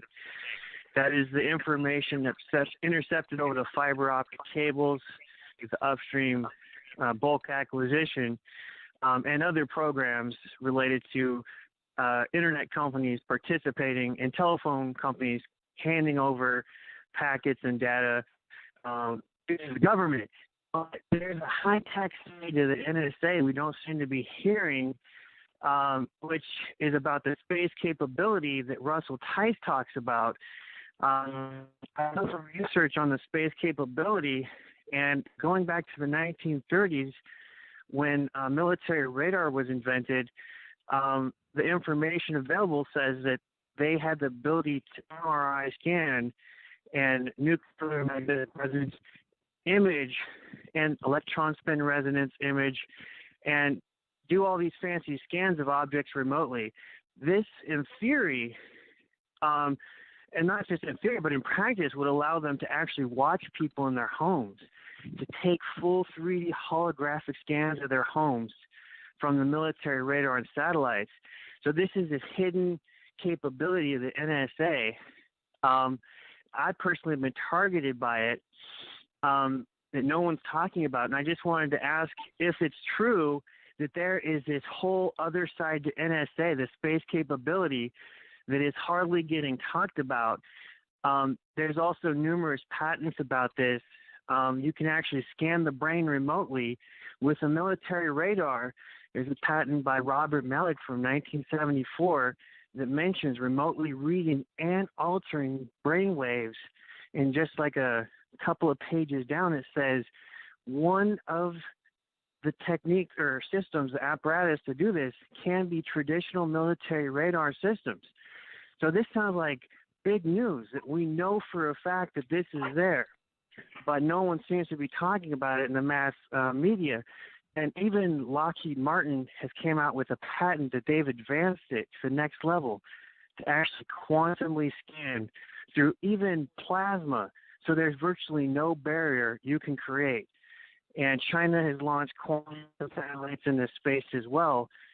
Is there like this high-tech side to the NSA that is just not I've been targeted by law enforcement. There's been state employees who actually said that there was technology that could watch people through the walls, and they were using this in law enforcement programs. Because I knew about this, I witnessed the staff talk about it. There was security video and audio of them actually discussing this, and I became they increasingly targeted me for like retaliations because I was documenting dates and times on the security video and audio of them admitting to spying on people during probes, which what I believe is the NSA capability. It's able to watch you in your room, in the shower. It can do a brain scan, like a full brain scan. Now, is there this capability that we have a good ideas out there that no one's talking about in the mass media? That's one of my questions. Well, I think from my point of view, I can only say that I know I know some of the capabilities that they have, but nothing of the nature of what you're talking about. But that would be important if you have that the documentation you were talking about. If you could, in some way, get copies to us, because that would help us with our study too. I would love to work with you. I just sent you an email. I do have a lawyer. He's a former U.S. attorney, and we have a similar thing going on where we're doing an investigation into all this. And I have numerous pieces of evidence because after I became a target, I had law enforcement stalk me on the streets, and it became sort of a game where they let me get evidence. And I even went into the Senate building in Washington, D.C., and one thing is they'll whistle at me every time I come around their vicinity. So they'll have cops and people whistle, and I have had a microphone and witnesses notice that the cops seem to be tracking me from town to town, and they're alerted to my presence, and they will whistle at me and let me get recordings of this. So in my opinion, I think they're letting me get evidence that I'm under kind of like counter surveillance, and I've been told this by witnesses, including my friend Jimmy Fry, who is former military intelligence. So I would love to get with you. I've also been evaluated by 7 psychologists who all back me as a victim, that I'm not crazy, and that I have tons of evidence that they believe supports what I'm saying. And one of my big problems, though, of course, has been like not having the funding to access to proper reporters or lawyers who actually have the ability to do anything to change this, or to help me do something about it, do lawsuits or whatever it would take to properly expose it. Yeah, believe me, Todd, this is Kirk Wiebe. We understand the predicament you're in. We certainly have felt some of that ourselves over the years. But don't give up the faith. Hang in there. Just because Bill or I have not seen anything in NSA doesn't mean a doggone thing. At NSA and at CIA and other places in the intelligence community, you only are exposed to things with which you work. And if it's not in your field of expertise or your area of work, you're not going to know about it. And NSA and CIA are full of compartmented areas that have stuff going on that we didn't know a doggone thing about. So just because we don't know about it doesn't mean anything. But what we do know is that the government has a history of experimentation against the people, whether the blacks down at Tuskegee Institute or whites in Maryland and testing different kinds of gases and poisons. And we know the DOD has authorization to conduct experiments against people, sometimes with their consent and also without their consent. So we know they have the power, they have the money, they have the technology, the systems, the data paths to deliver all kinds of, I would say, aggressive kinds of electronic methods against people. And we just need to put the story together, do some correlation, and work together as a group. And thank God there's people like you that already have a jump on the issue and have gathered data and expertise that will just make sure that we all get there sooner in terms of realizing what we're dealing with. Great. I can give you guys a tip if you want to Google search something, because this has just been part of my own research. Google military radar MRI, and you will get an article that says that back between World War II, they invented military radar that had MRI and nuclear magnetic resonance capabilities, and that's way before doctors' offices got MRI to scan your brain and body for injuries by, like 40 years almost. That's amazing. Well, that'd be interesting to do. Yeah, we'll do that then. Military radar MRI. Yeah. Okay, Todd, did you get your question answered? Yes, and I look forward to communicating more with you. I hope I can do further chatting with you. Just shoot me back an email or give me a call. Yeah, Todd is very informed. He really is very informed, and he knows a lot about these infraguard systems, which you guys are familiar with. They enlist these people, and they tell us, basically that we're terrorists or whatever else. I mean, they use all kinds of things that they do to label us to implement this infraguard, and it's unbelievable. You get stalked by people. It's unbelievable. But you know about it, you learn more. Yeah. And personally, I believe in kind of the counterintelligence provocation aspects of the targeting. Like, I believe they're using this to discredit people and torture them, whistleblowers and people who might have witnessed government crimes. And that's what happened to me. I do run drrobertduncan.com if you guys want to get on there and look up more of what I've collected as evidence. Yeah, he works with Robert Duncan and has in the past. So, Great. You guys, are you familiar with Dr. Robert Duncan? In general terms, yes. Yeah. I was on a show with him once. I can't remember what show it was, though. Yeah. Yeah. Former CIA. Okay, well, thank you, Todd. Hey, Todd, I'll see you tomorrow at the Mind Spring Conference, and we'll do our activism. All right. Thanks, Todd. I look forward to tomorrow. Okay, bye. Bye. Okay, so there's quite a few people. Okay, I'm going to go to Florida now. Florida, you're on the air.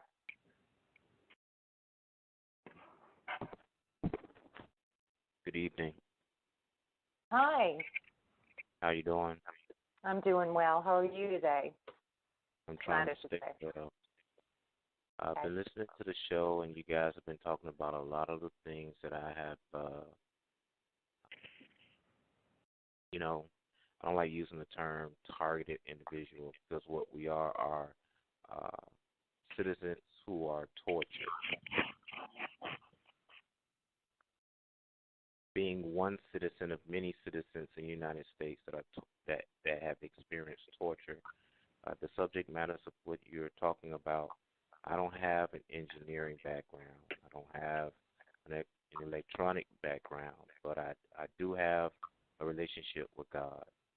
And within the last 3 months or so, God has been able to provide me the information to understand the very technology this young man just got through talking about as far as the form of radar.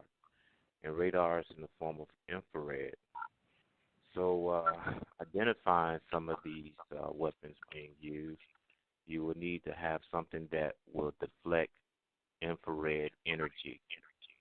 And the other thing you would need is a laser, because it bounces back off of the energy that these people are using. And I did not know that a radar could lock onto a human body and also take scans of the brain, but then that would explain why I had these frequent headaches at one point or another. And it is just not I have 2 teenage kids who also have been affected by this technology. If there is a move, a godly move to bring about change, and these 2 gentlemen on your panel tonight might be forerunners for such a change, it's much needed. There's too many people being harassed and assaulted by remote technology, and they don't have the education or the comprehension to deal with the stress load of that. And once your body is bombarded with more than one night of infrared assaults, and it does not have the proper healing time, you go into systemic shock, and that plays out in your it plays out in different measures on different people. They may become depressed, they may become angry, they may become aggressive, and this is just the overload on their nervous system. So if you gentlemen do have the expertise to and within grounds of keeping your own self safe from this remote technology, that's more important, because David is one person who's being very courageous in what he's trying to do. He's trying to represent a silenced community of many different people from different locations about the technology that is being used on a global scale, while himself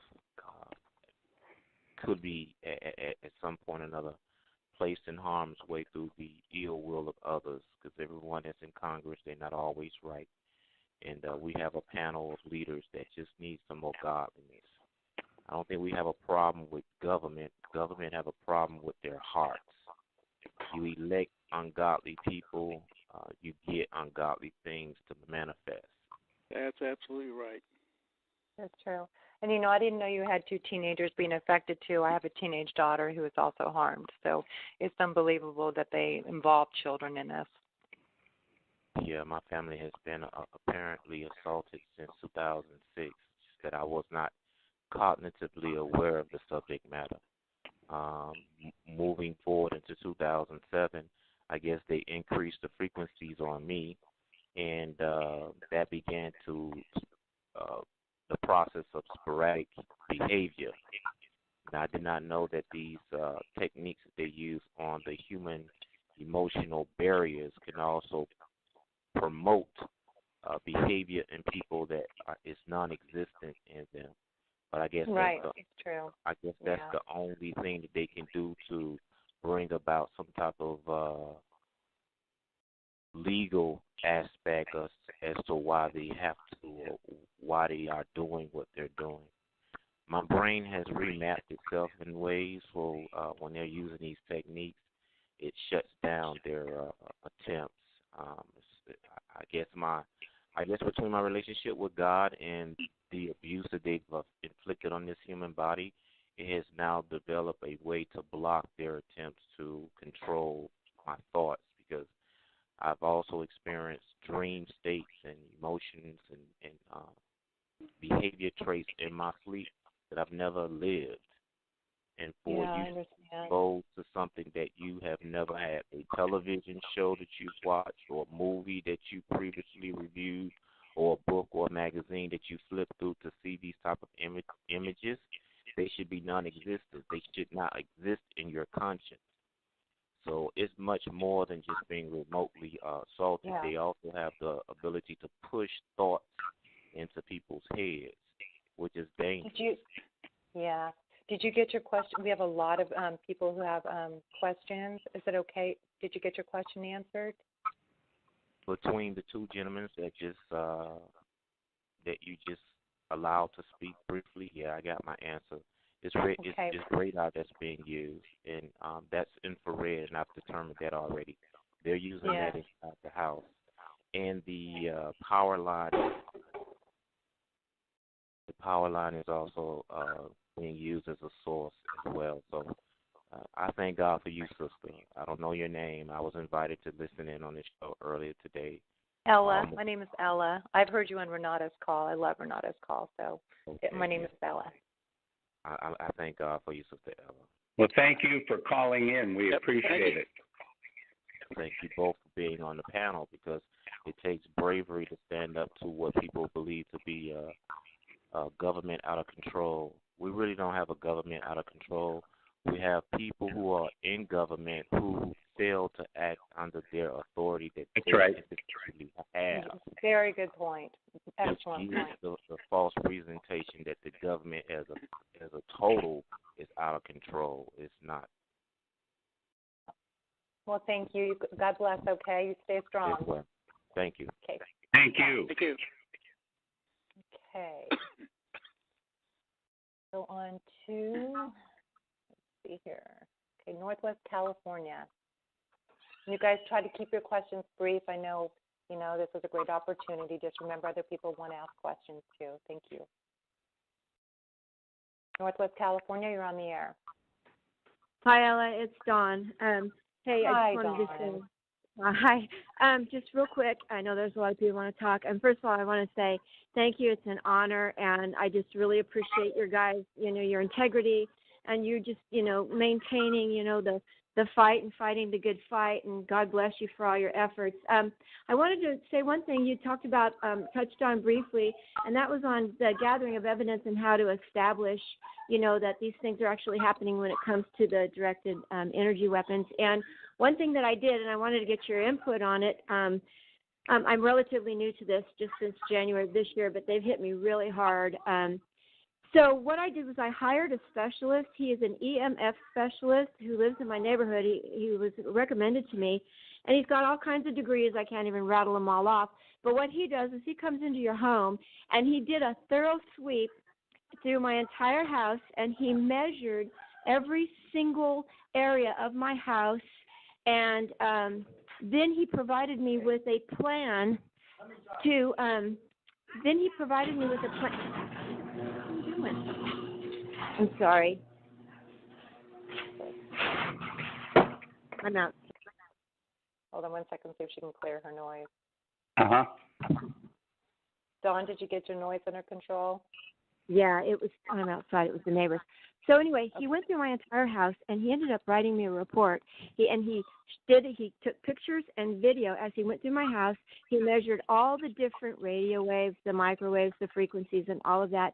Then he made recommendations of what I needed to do in my home to bring everything down just from the natural stuff, the smart meters, your Wi-Fi, and all that kind of thing. So after we got done putting filters in all of these electrical outlets, unplugging the Wi-Fi, and he told me different things to do, he got it down to where it was just barely zero. So my thought was, and this was my plan, and I'd appreciate some input, if I have this report from a specialist who told me that he would testify, and I show that, okay, look, my house is baseline zero almost for all of these things. There is no interference from anybody around me, and my house is zero. Then I take my meter and I start filming it, because when they hit me with this stuff, it just goes all over the place. Wouldn't that be a good starting point to say, I have an expert that said I did everything I needed to do to zero my house out with all of these different frequencies, microwave, what have you. And now here's what's happening every single day and every single night, even with that. Do you think that that's worth anything? It is, if you have his data measured by him that backs up what you're feeling.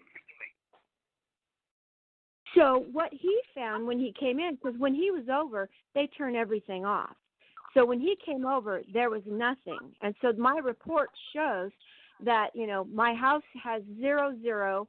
There's no, what I'm saying is there's no natural, I think that's the word you guys are using, there's no natural or other normal Wi-Fi signals and things like that putting off any of these frequencies. And in other words, when I show them my meter that's going crazy in the middle of the night, I've already established based on an expert that it's not coming from any natural sources.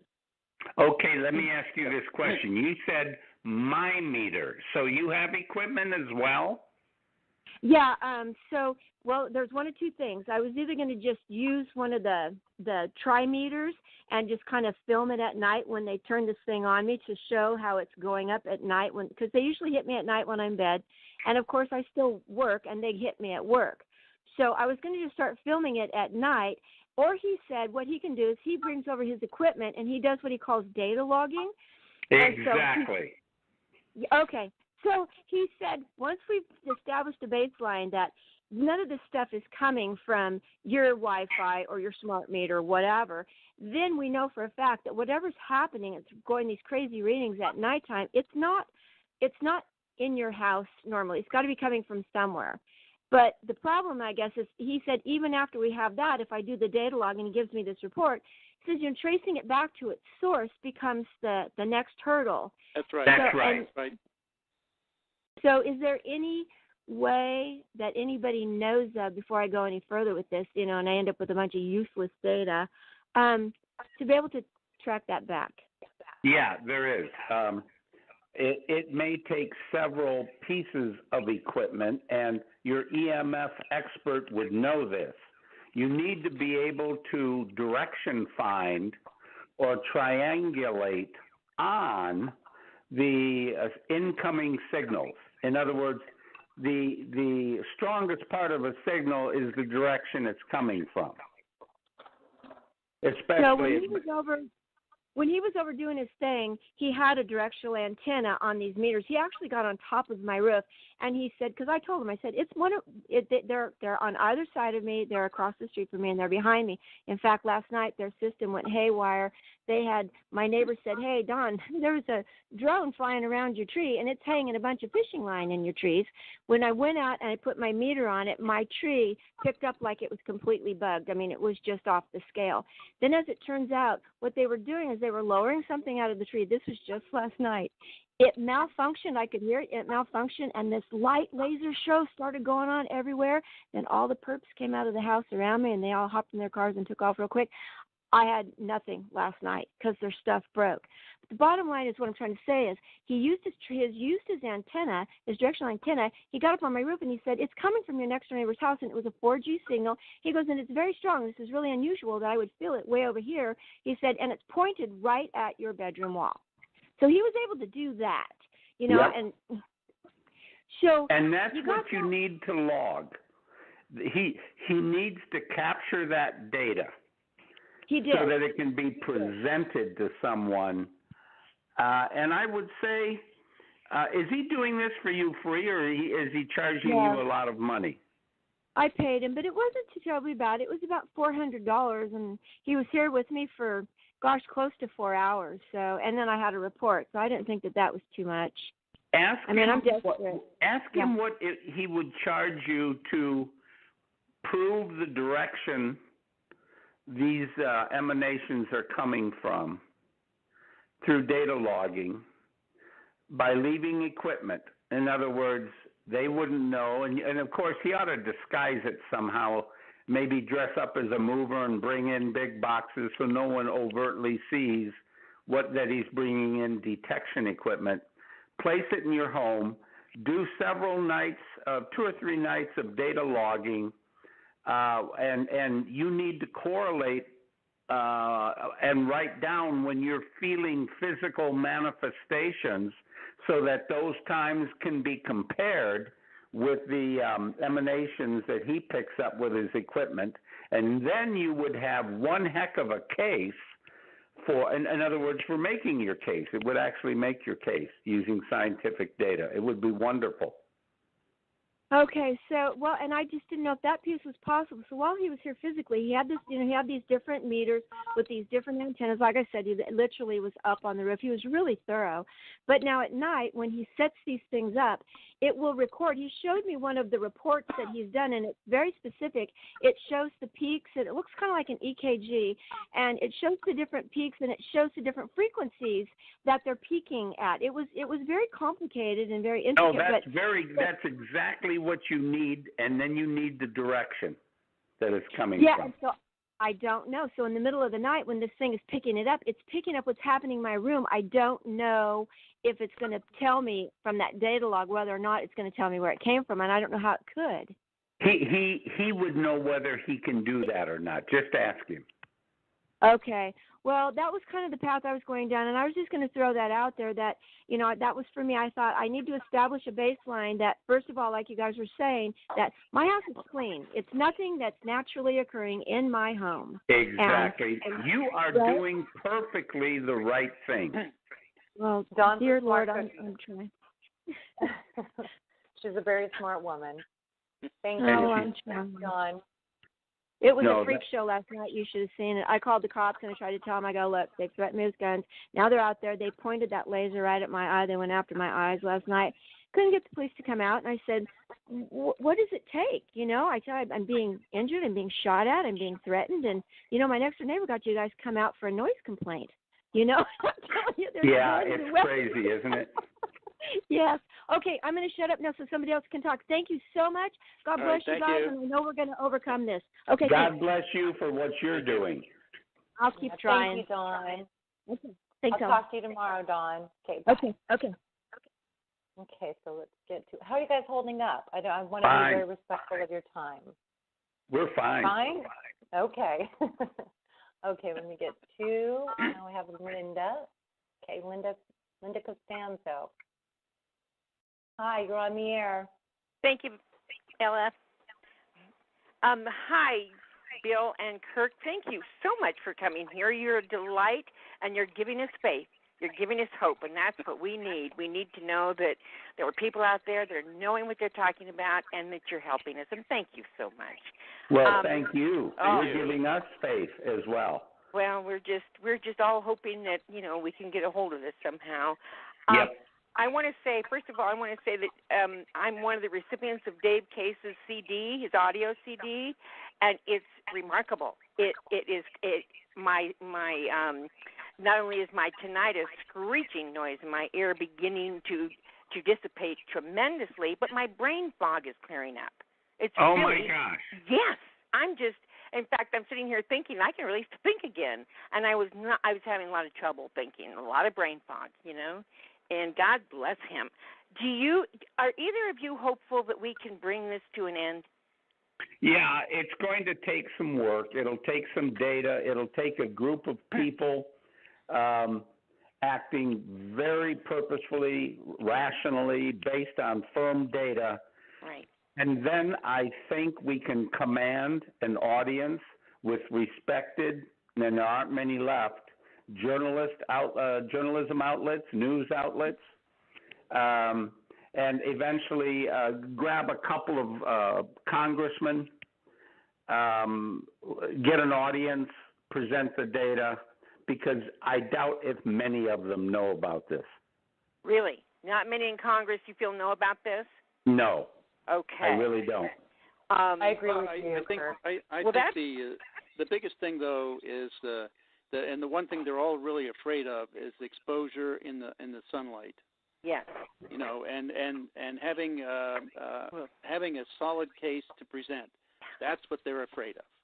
Really? That's why it's so important. That's why it's so important to have a lot of discipline in what we're doing to prepare it and construct it in such a way that it's not simply refutable or dismissible as somebody's losing their mind or something like that. Right. And you have to have the evidence in a scientifically designed an approach that will show and prove with step by step in a reliable way what's happening and the effect of it, and then that could be taken into a court of law, and that then is the sunlight that they'll run from like scared rabbits. That's wonderful. It's the same with the surveillance issue too, because that's why they don't want us to testify down in Congress, because if we do testify, they don't have plausible deniability, because up till now nobody's really told them what's really happening, and when in fact most of them know already, but they don't want to hear it in testimony in the public forum, because if they do, then they can't claim plausible deniability. Exactly. As long as they can do that, they can easily wiggle out of anything, So. Yeah, like calling us all crazy, and that makes that's right. Yeah. Also, litigation will help get that out in the public too, because that's right. all public That's record. exactly right. Yeah, that's right. Beautiful. May I ask you? I think it was you, Mr. Binney, that you said that Obama is sort of doubling down on what Bush did, and yes. Are we talking about like the NDAA, that act that he's? I'm not sure what you mean by that. But he's doubling down. Well, the NDAA, National Defense Authorization Act, right. Section 1021 is the one in particular. It's irritating in that one. Yeah. I mean, that one says that, and Obama was one who wanted that in that NDAA. Yeah. It's the section that says that if the president declares you a terrorist threat, that he can have the military incarcerate you, take you off the street, incarcerate you indefinitely with no due process whatsoever. Right. That is exactly what is said in Special Order 48 issued by the Nazis in 1933, right after the Reichstag fire. That's how they took over Germany. They got rid of all of their political opponents and anybody that opposed them. Oh, That's man. exactly how they did it, and it says almost exactly the same thing. Wow. And he signed that in 2011, which is a little scary because we had no idea. We had no idea until this all started to come out, and we started looking at that sort of thing. Thank you for confirming that. Okay. Also, do you know? You mentioned this, and then I'll stop. You mentioned that the DoD has some sort of authority to be doing what they're doing. Yes. And yes. what is it? What are they saying that their authority is? You know, because of the DoD. Yeah, if someone had to authorize it, it was probably Congress that authorized it, and some of this authorization goes back many years. Okay. I would say 20 years at least. Wow. And it's not well known. Yeah. But it's out there to be read. I have a few TI's friends in Vermont that have copies of have found it in the DoD literature. Wow. And it's right there. So they're using that to do what they're doing now. Yes. Wonderful. Okay. And they literally, okay, just one last question. Are they using, my sense is that they're using the surveillance, they're saying it's just surveillance when they're hitting us with these frequencies? Is that just, do they use it under the cover of surveillance? I wouldn't, well, it's a different form of surveillance from the kind of intercept of communications. Exactly. But they do come together at some point. I mean, if I was bombarding you with some kind of radio energy and expecting certain results, I'd like to see if you talk about that in an email with Ella. Right. Right. So I'm sure all of it comes together at some point. Yeah. Okay. I was just wondering if they were using it as an excuse. It's like, well, we're just reading their minds as a means of surveillance, or whatever they're doing. I think that's what the true application is meant to be, and I just don't know how much of what they're doing is literal experimentation over a significant part of the population of the country or the world, to build a database and to find out what's normal reactions and what frequencies cause different reactions. And there must be an awful lot of research going on, more than true application, although we really don't know. They may be very advanced in this respect, and we just don't know about it. Well, you mentioned, well, never mind. I can't remember. I just forgot. My brain fog just kicked in again. Okay, thank you so much thank you so much for giving us inside picture of what goes on in Congress too. That was very, very good information. Very yeah, Thank you. they really are Yeah. a bunch of fraidy cats. They Yeah. really are. And you guys are very brave, and thank you for being so brave. Yeah, they are. Yeah, thank you, gentlemen. Okay. Thank you. Uh-huh. Thanks, Linda. Uh-huh.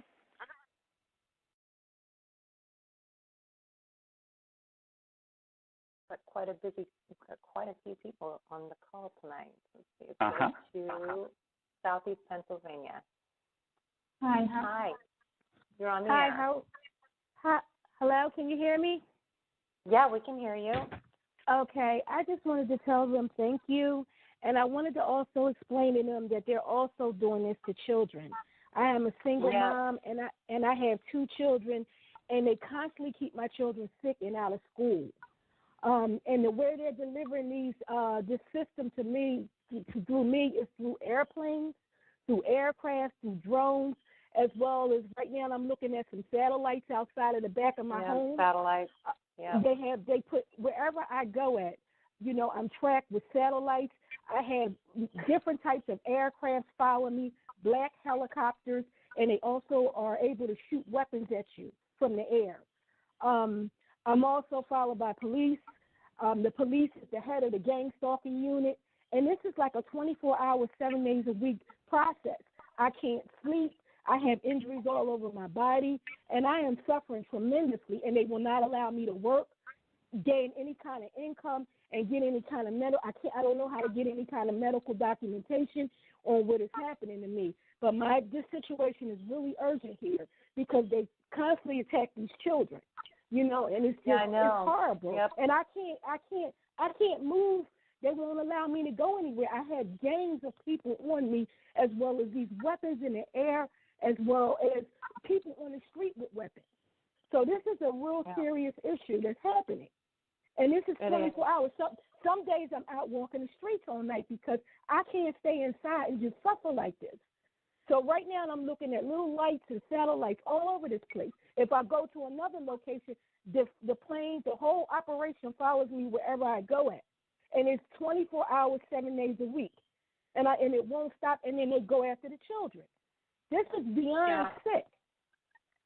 Do you know of anyone else near you or around you that this is also happening to?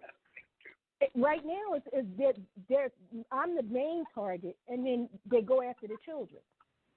But what about support? I think he's asking about support. I have nobody. I have no support. I'm out here by myself, walking the streets all night long. And I think I've talked to you. Do you have any idea why they're doing it to you? Are they punishing you for something, or do you think they're just doing experimentation? It could be both. I don't know what I did to deserve anything like this. Sure. You didn't do anything. You didn't do anything. I'm a law-abiding citizen, a conformist. I'm a mom. I try to do the best I can. And for me to have police involved in this and have gangs of them all surrounding me so that these people could perform this on me is horrible. And I can't move left, right, up, down. I can't go anywhere, because I'm just bombarded with all this. And it's nonstop. They won't allow you to sleep. So I'm up all night. I have to get ready to try to find an exit, to find a shield somewhere. And there's no shielding from this. It's horrible. Well, you know what? Will you do me a favor and email me? I know I've been in contact with you before. There might be some shielding. We know that the shielding is practically impossible, but there's some relief at least. Will you email me again? And I want to be able to talk to you and maybe put you in touch with some people. I know a woman in Pennsylvania. Maybe you guys can meet and just have some support. I mean, you know how it is, just having somebody there close to you that's also a targeted person. And I have to walk the streets with these gangs on me. I mean, they go and get the worst people to come after you. It's horrible. You go to your state representative office and they tell you you're crazy, go see a psychiatrist, and I'm just loaded with wounds all over my body. Now, what am I going to go into the hospital and say what's happening to me and what's happening to my children? That's not fair. This is horrible. Yeah, I know. That is horrible. It is. And I understand the children thing. I mean, I knew how evil this was the first time my daughter buckled to her knees in pain. I knew that this was really evil, This is horrible. And people want to know, why am I walking the streets at night when I have a place to live at? I can't. They have me completely broke. I have no income, living on That's food typical. stamps. That's very typical. You know that. Yeah, they just keep you broke and keep you just stressed out. And they watch you. They just sit around and watch this. They're sick. Well, hang in there, okay? I mean, we have great people trying to help us out. You know, Sean Stone's doing some episodes for us. He's got a really great show that's on. You know, there's really people really starting to come around. And, you know, the people can't keep this secret forever. They just can't. I mean, in the 70s, it was supposed to be shut down in the 70s. They just went deeper and darker, you know, and this is MK Ultra. It's MK Ultra on steroids is what this is. It's bad. And then they hang in there. Watch, the police is helping them. It's horrible. Thank you. Yeah, you hang in there. Thank you for calling. Yeah, thank you. And you call me. You have my information. You have my email. I'm going to put you in touch with my friend in Pennsylvania, okay? All right. Thank you so much. Okay. You take care. All right. Wow. Matt, I just wish we could do more to help people. That's all. I don't, you know. Well, you know what? Just coming from you guys and knowing that you believe us and that you're willing to go on this venture and trying to help us present it, you know, because a lot of us are so emotional and we're such a mess and we just don't know. We don't have the mind and we don't understand. Like I don't understand the court systems all that well. And so you're giving us guidance and you know you're giving us hope and you seem to have a great approach. You know, you guys are very, very smart men, obviously, and you know, you give us hope, and we really appreciate it. And I know you guys are going to come up with a survey that's going to be beneficial for everybody, and we'll just take your advice. And so, Western Massachusetts, you're on the air. Hi. Hi, Ella. Thank you. It's Kate. Hi, Bill. Hi, Kate. Hi there. Hi. Good to talk to you. The only thing I wanted to mention, because I know I get a chance to talk once in a while, but I don't want to take up a lot of time. But I did want to say that I've watched the recent Snowden movie, not the movie that was in the theater, but the documentary. And there is one line in that makes reference to, I don't remember now if he says bio effects or something of that nature. And I will watch it again. And that phrase may be something that you can take to your friend Barton. Yeah, Bart Gelman. Yeah. It might be significant. So. Yeah, you're right. Yeah. So I'll get back to you on that. And thanks so much. Okay. You're doing a great job. All right, thanks. Giving people a lot of hope. Thanks, Kate. Thanks, Ella. Kate gives us a lot of hope. She knows what she's talking about. She's a really great pillar in this community. So, okay, I'm going to go to Northeast California. Remember, try to keep it short. It's the best you can. I appreciate it. Northeast California, you're on the air. Hi. Hi. Do you hear me? Hi. Yeah, this is Thomas Shibata from California. I'm really grateful that the kids are really working on this issue and be public about this. And I was wondering, I'm trying to set up a class action lawsuit, and in my case, it's not actually the government per se, but it's a criminal organization like the La Cosa Nostra that is committing organized torture against me, and they can do that because the corrupt elements of the federal government wants to keep this unexposed. Now, I'm trying to set up a class action lawsuit, and I was wondering, this kind of my kind of outline of this class action lawsuit is one is mandating a law enforcement to investigate the complaints of organized torture, and also another dimension is class action against the American Psychiatric Association for systematically instructing psychiatrists to give organized torture victims the wrongful diagnosis of delusional disorder or paranoid schizophrenia. And the last part of the class action lawsuit is basically the constitutional civil rights violation through the community policing police surveillance harassment of the organized torture victims. I was wondering if I could ask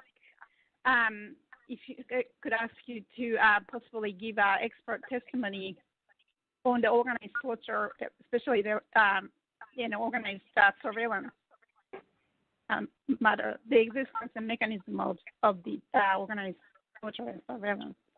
And I have, it has been very hard to find an attorney. I managed to talk, Electronic Frontier Foundation in San Francisco, they did say that they would like to, they could consider co-counsel as long as I find other attorneys who could represent the rest. Because this Electronic Frontier Foundation is, they're only specialized in constitutional civil rights online and nothing else. So I have a hard time if you could have any list to find these attorneys. But I certainly would like to ask you to provide expert testimony when that comes. My name is Tomo Shibata, and I would email. I think I got that Mr. Binney's email, so I would email and contact you concerning this class action. If that's okay. I think we could probably address the surveillance part of it, but I think the study we're doing and the documentation we'll be putting together might be more helpful to you once we get that done. I see. For a class action lawsuit, and I think I don't know. You have to have a lawyer look at it to see how we could work it into a case. That's the real issue. You have to find some lawyer who would represent you in the courts. Other than that, you could take it in.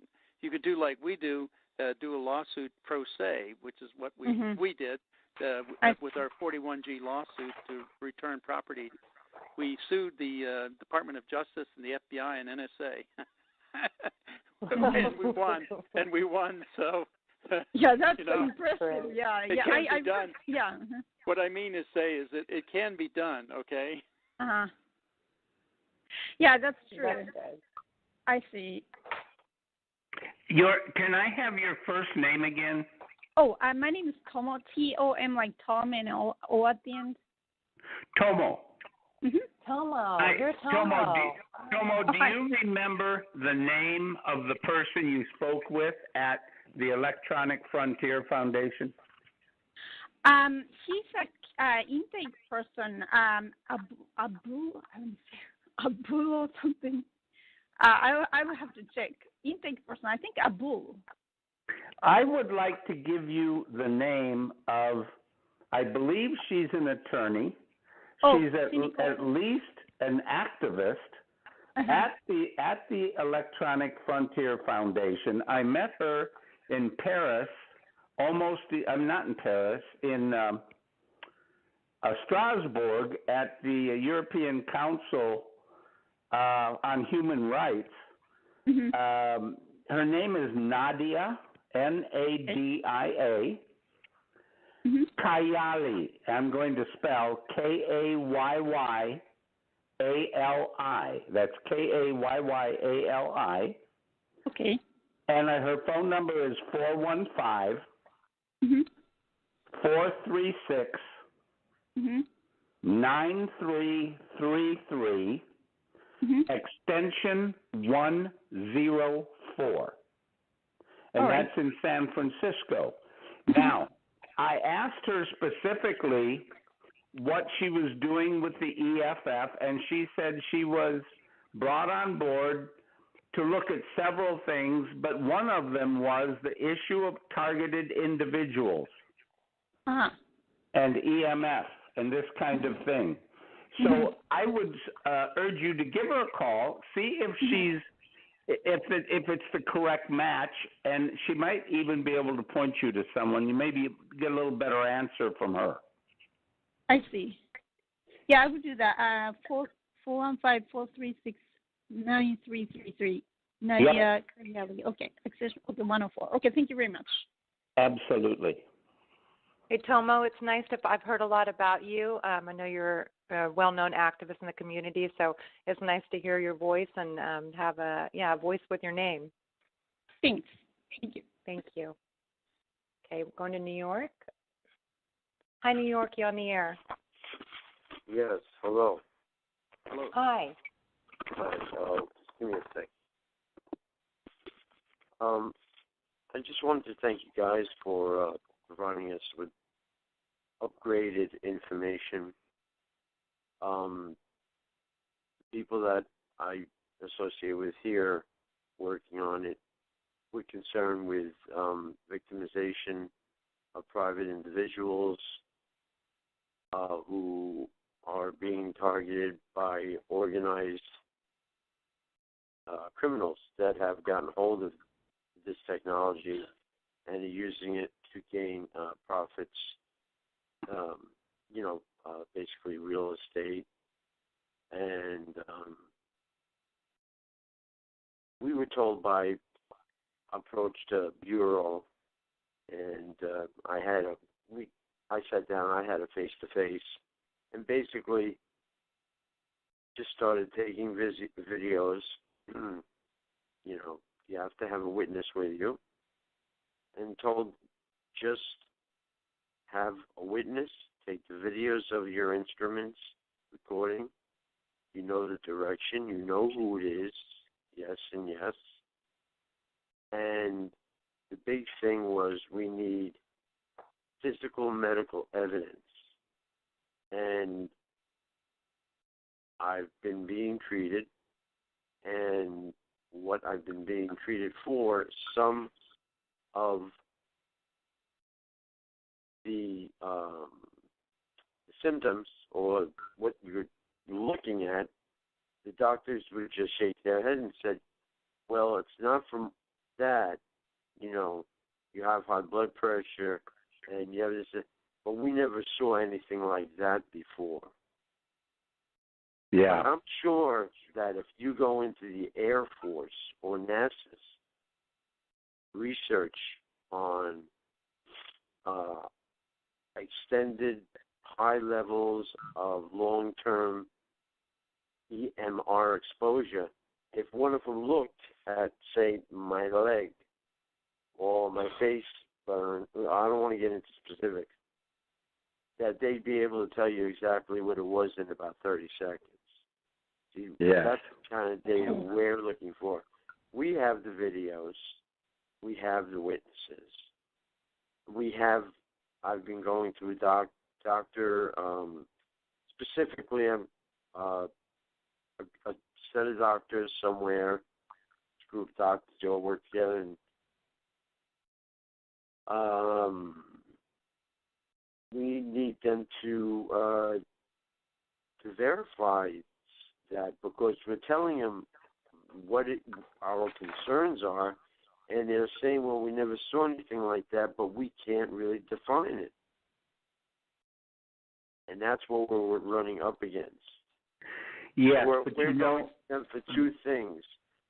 We want to get access to what they know about overexposure and, high intensity, long-term exposure, and the okay, basically, what can we do to help you?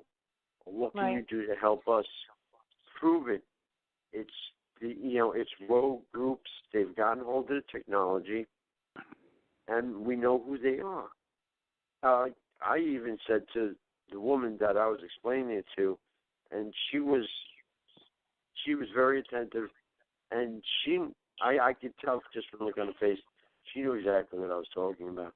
I said, if you want to chip me, and monitor what goes on in the course of a month or a week, and so we're continuing where I am on doing that. The problem is getting medical to sign off on all of it. And if you looked at what I have to show, you can see that these are obviously, it looks like somebody took a torch and just went over me lightly on both legs from a certain point down. Just so happens I have videos from that point down of over 150 to 300 milligauss. Joe, are you almost done with your question? Just because if we have a lot of people, waiting. So are you almost done with your question? How do we get these doctors to sign off on this stuff? Yeah, that's that's one of our goals with the data is to get scientific. It may even be a university somewhere that's willing to do unbiased. And it is difficult to find people who are not on the payoff or being coerced through threats and so forth. So it won't be easy, but I do believe we can find a small group of scientists / medical personnel who could take this on. I don't like the idea of your experience where you have a doctor telling you he has no idea what could cause reddening of the skin and not realize that it could be EMR, EMF causing that kind of a symptom. Of course it will. And I voiced my concerns, and I had a full vascular done. They said your vascular system is perfect. I said, well, then still, question is still there. What would cause that? That's right. And what's interesting, what's actually horrifying about this kind of technology, it doesn't always leave a permanent effect. They get the pain, they apply the pain, they disturb the thinking, and there's no physical evidence often left behind. That's what I was told by my primary. My primary is very understanding, and she said, the problem with EMF, Joe, quite frankly, is it's there 1 minute and it's gone. You can't, It doesn't smell. It doesn't leave behind burn marks. It doesn't make a sound. You can't smell it. You can't see it. And she just, she knew where I was going with it, Absolutely. And your case is a lot like the lady that called in, an EMF expert, and had her home baseline to 0, and he's working with her to pinpoint the time of the occurrence of the radiation and the direction it's coming from. And I kind of feel that's what you need in your case as well. We need to get people empowered with the equipment, the expertise, to be able to document the correlations so that a doctor can't tell you the problem with this is it's passing and fleeting. They need evidence that it happened and the time that it happened, correlated with the video that you take of the symptoms, or a phone call to your doctor saying it's happening right now that can be correlated. That's the beast that we have to defeat in all of this. Thank you for that. I have a question in the chat room. It says, would you elaborate more on John St. Clair lawsuit, remote neural monitoring, and SIGINT, please? I'm not sure I know what you mean. I don't either. It just said he wanted you to elaborate on John St. Clair lawsuit. I wonder if that's what Todd Giffen was talking about. Todd. It sounds like it. Yeah. Okay. Okay, so it ties into that. Okay, let me go to, hold on a second. It probably does. It sounds like it. You'll hear remote neural monitoring, when you're investigating this quite a bit. Yep. Okay.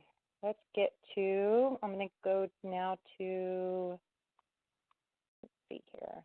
I'm going to go to Florida. Hi, Florida. You're unmuted and you're on the call. Hi. Hi. My name is Joy, and I don't really have a question. I'll just make this really quick. I don't believe that this is something that we have to make a science-type project to show the court. The government created a program, and it's there are the 5 Ds that are involved, and that's the program that we're under. And, don't ask me to be so specific, but it involves 5 things. They're going to deny that they're doing what they're doing. They're deceiving everyone. They're disrupting our lives. They're degrading us, and they're going to destroy us. And this is the very same program that they're going to use for the rest of the population, just that they're testing on us, and a lot of us are dissidents and whistleblowers, And the rest of the public are going to be so used to participating in this program that when our government transitioned to us being similar to the way Germany was, everyone is going to accept it to be a way of life. We're just the test subject for what the government is doing. It's my opinion that we need to ask repeatedly and demand a congressional investigation because Congress voted for this program. They do know, but they included the provision that they could lie and deny it. And so that's what they're doing. And the cover for it is the mental illness. So then they easily get out of acknowledging that it's taking place. You know, the CIA, or the Vietnam vets, when they sued the CIA, they demanded that the court, or they were able to get through to get the court to order the CIA to tell the veterans what they did to them. So it's, to me, we should be able to do the same thing to get the CIA, in this case, I believe it's an FBI program, to tell us what they're doing through discovery. And, you know, in essence, when Barack Obama came in, he just continued what the Bush administration did. Sure. And he just moved it to the local police. He gave them all these war weapons, and our local police, whether people want to believe it or not, at the local level, this is the way it's being implemented, and then the government is going to transform into what is going to be our new reality. Of course, we're already in the reality, but the rest of the public don't get it yet. So, you know, a congressional investigation is the way to demand that the Congress tell the public what they've already approved, because they know. Yeah, no, you're right, Joy. You're not going to get an argument from me one bit. You've described the situation we're in, and it's incumbent of us to create an army of people who will not take no, and we will go forward armed with scientific information. It's just a survey, and we'll correlate with known technologies that are out there. We won't know about all of them, but we'll know about a few of them. And we've got some great engineers that you've heard call in and experts. And I think if we team the effort, we can make light years of progress quickly. And then with that information and that kind of group clarity, we can then convince Congress to do something. But we've got to organize and get this data together in order to do that. Well, the data is there. We just got to pull it together. Yeah. All right. Thank you very much. Thank you. Mm-hmm. Thank you, Joy. Okay, thanks.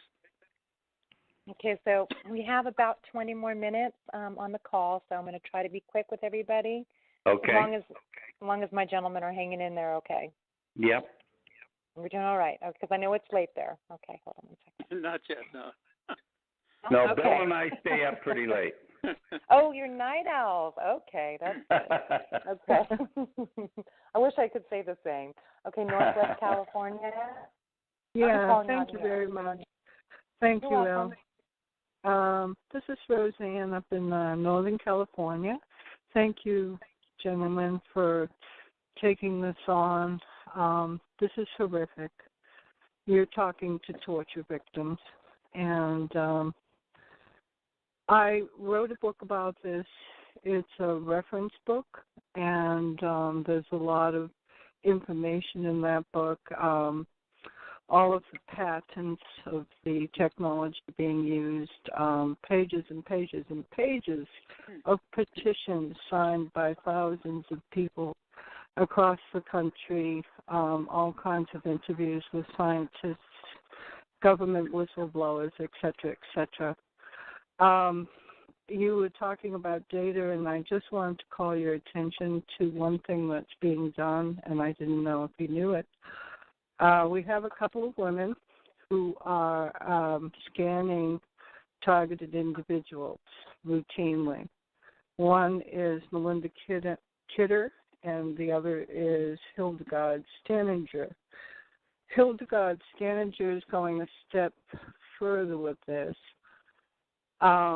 and she actually put out something called a SCADA report. That's SCADA.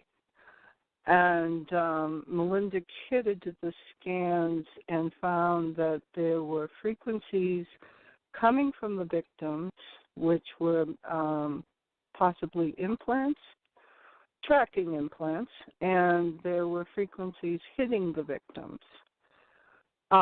Hildegard Stanager then took the frequencies which were detected hitting the victims and had an FCC signals analyst track them.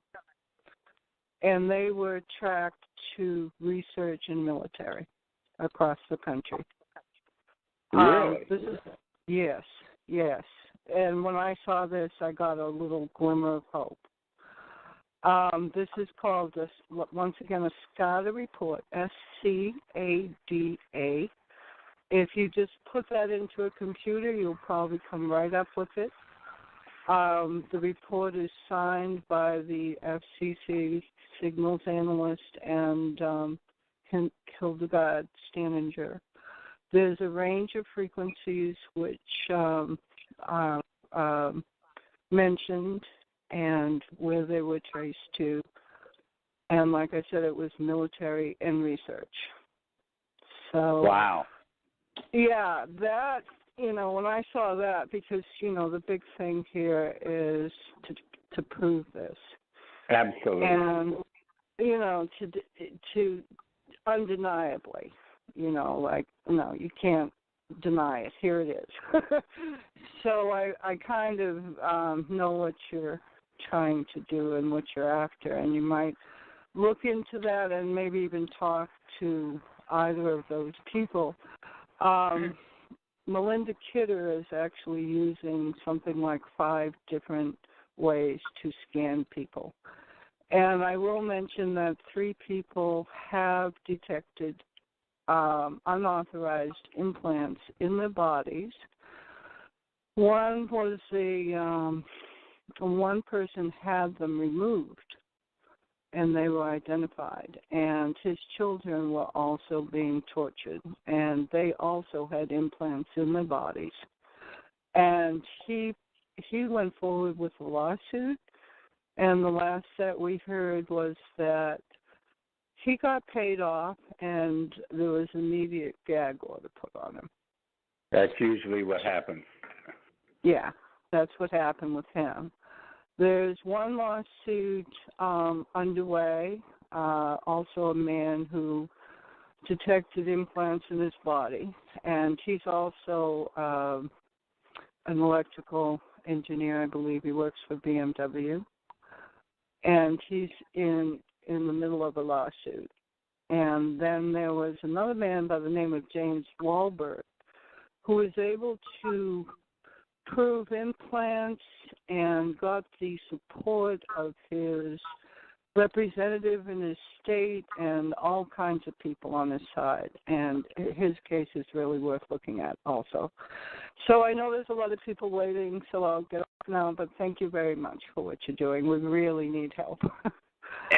Ruth Ann, could you share the names and any contact information for the 2 ladies?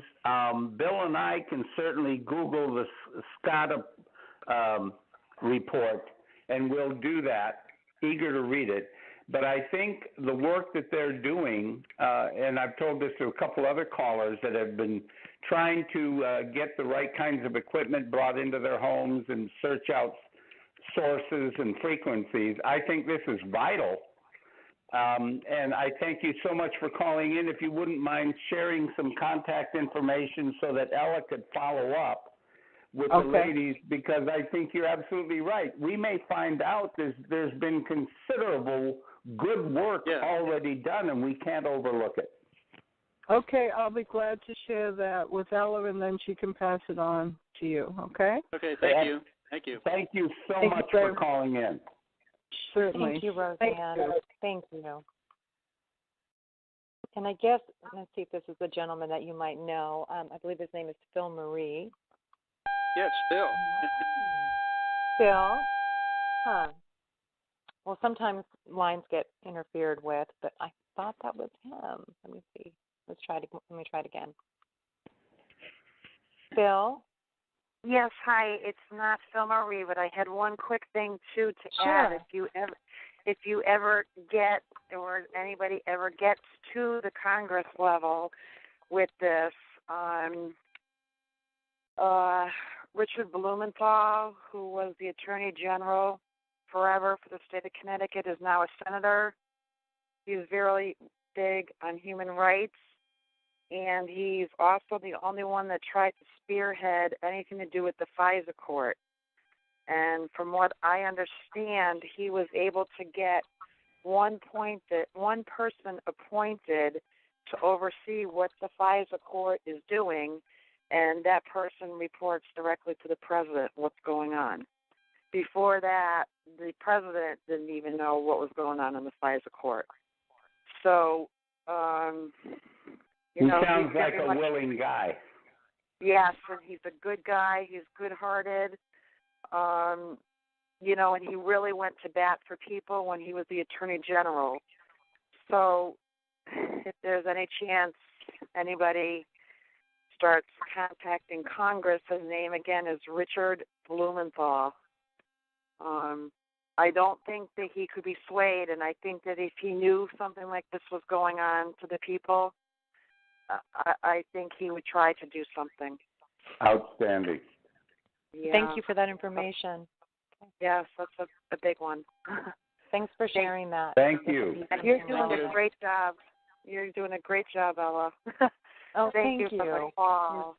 We all need this hope. It's just over and That's above. what it's about. What we're going through is so atrocious, and this is such a crime against humanity. And, the reason why I do this and why I'm so involved with activism, as you guys know, is if, I have kids. I don't want them to have to experience it any longer. And, I worry about the future of our, future generations. This is unacceptable. Absolutely. And it's un-American. And we know it's globally, but this is just unbelievable in our own country. But, that's what we're here for. We're going to try and do everything we can. And we have good people on our side, and that's what matters. So thank you. Yes. We have and I'm glad that she brought up Melinda Kidder and Steininger. Me too. They knew about that, Yeah, those are some people that have been very helpful for proving things that not necessarily do they fly in court oftentimes, but, I don't know very much on that topic, but that's definitely something we'll address and bring up with him again. Yeah. With them again. Okay, well, thank you. And as far as code words, let me just, one more thing. As far as code words, I know Kate, so, we'll try to put something together, and I know Kate's in touch with you guys, so, we'll brainstorm on words, keywords. Great. Yes. Okay. All right. That'll be good. Okay. Thank you. Bye. Right. Bye-bye. Okay, so this might be him. Let's see if this is Phil up here. Got one filled one full board here. Let's see. Connecticut. Here we go. Hi, Connecticut. You're on the air. Is this Phil? Hey, you found me. I found you. There's that New England accent. That's right. That's right. Absolutely. Very, very thankful to Bill and Kirk, and I'm thankful to Kate and Ella for sending me the email, and I'm thankful that I took the time and not slept like I should be sleeping. I'll feel it tomorrow at work, but great show, great callers, great information, honestly. Oh, isn't it? Yep. It's and by the way, Kate, I think she meant to say biometrics. Yes. And if you guys look it up, Obama used that in his speech, I don't know, about 6 months, a year ago, biometric tracking, and they're using this on the terrorists, actually, to follow them, or the Gitmo people that they let out, whatever. So anyways, that's that. But There's other people that want to talk. I just want to thank Kirk and Bill again, and Ella. Great job tonight. Thank you, Phil. Well, thanks, Phil. Yep. Super.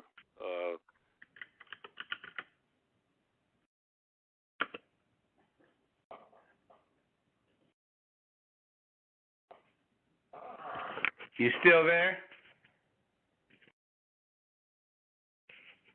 I don't know. I think we've lost him. Yeah, I do too. I guess FBI reached its limit. Is Ella there? I don't think so. I think only I think you we've and lost I. the whole thing. Yeah. How can we be working here without her being there? Huh. I think the circuit, we've lost the circuit. Should we call back in?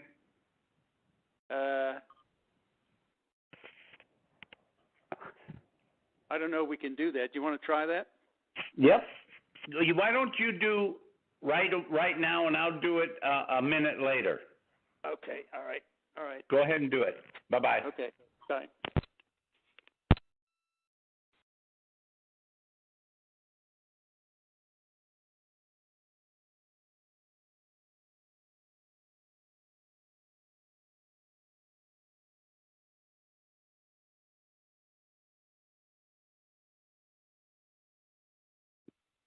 Sorry, guys. Hi, guys. I'm so sorry. I got disconnected. It happens usually a few times a night, and unfortunately, we still heard them, but they're going to be calling back, so that's good news. Unless they're still here, but I don't think they are. Okay, so I'm so sorry. I thought I had all my fail-safes in place, but it happens.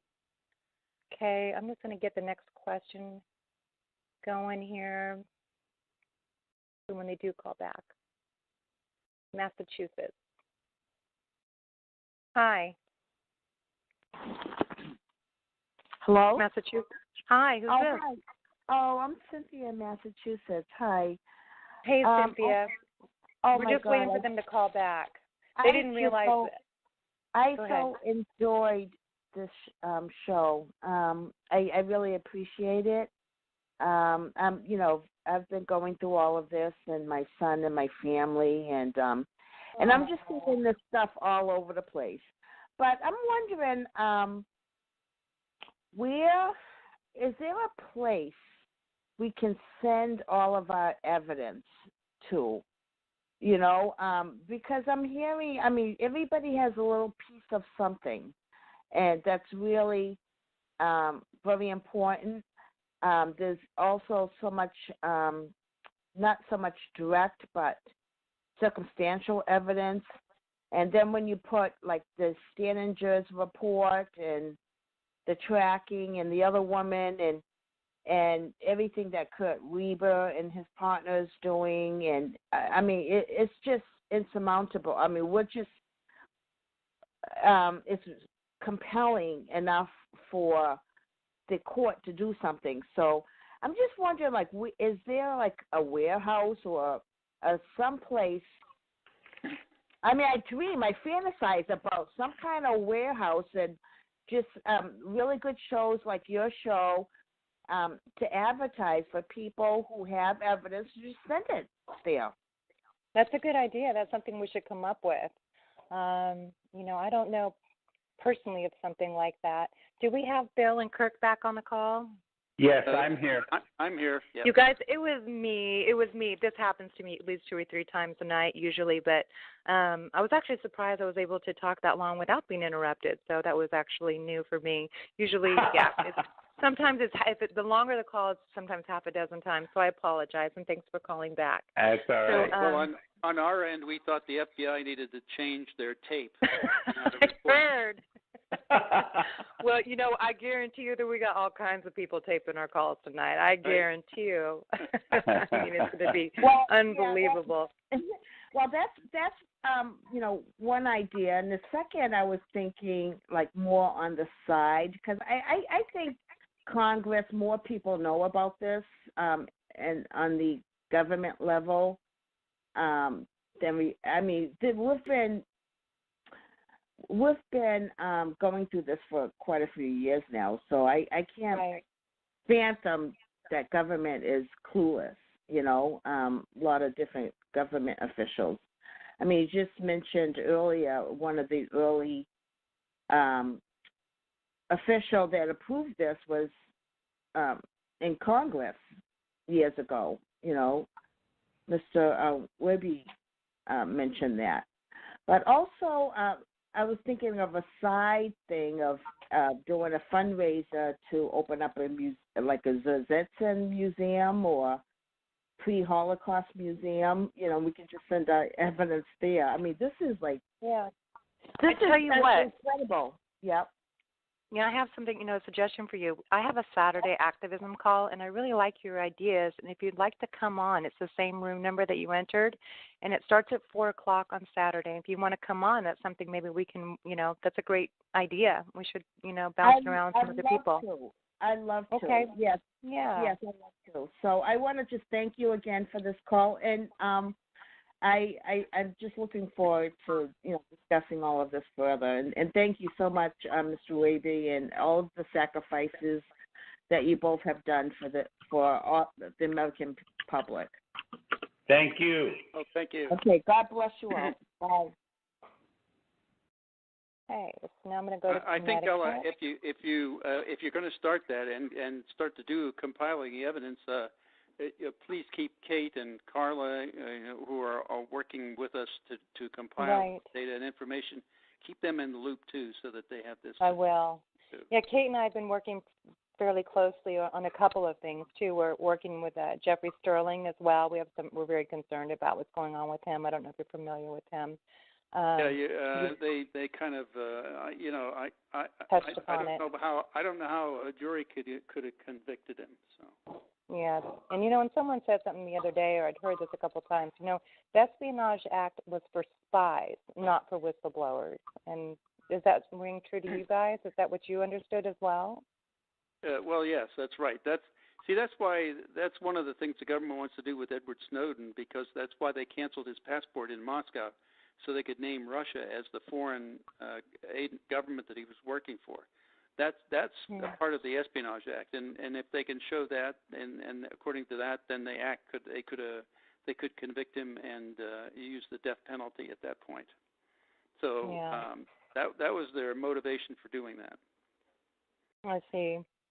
Okay, so it's pretty clear to me anyway. So. Yes, me too. Okay, so Kate, East and Central Washington, you're on the air. Grab a pen. You guys have obviously noticed the correlations between the early UFO drama and misinformation community and our targeting. I'm sure, like chipping, abductions, high technology. Anyhow, we know what that was called when the government decided to investigate itself. It was called Blue Book. And on paper, for them, it was called Oxcar. Well, if you research the program that came after Blue Book, you have your word to cross-reference and all that data and paperwork to be able to find out where targeting was being mentioned in their paperwork.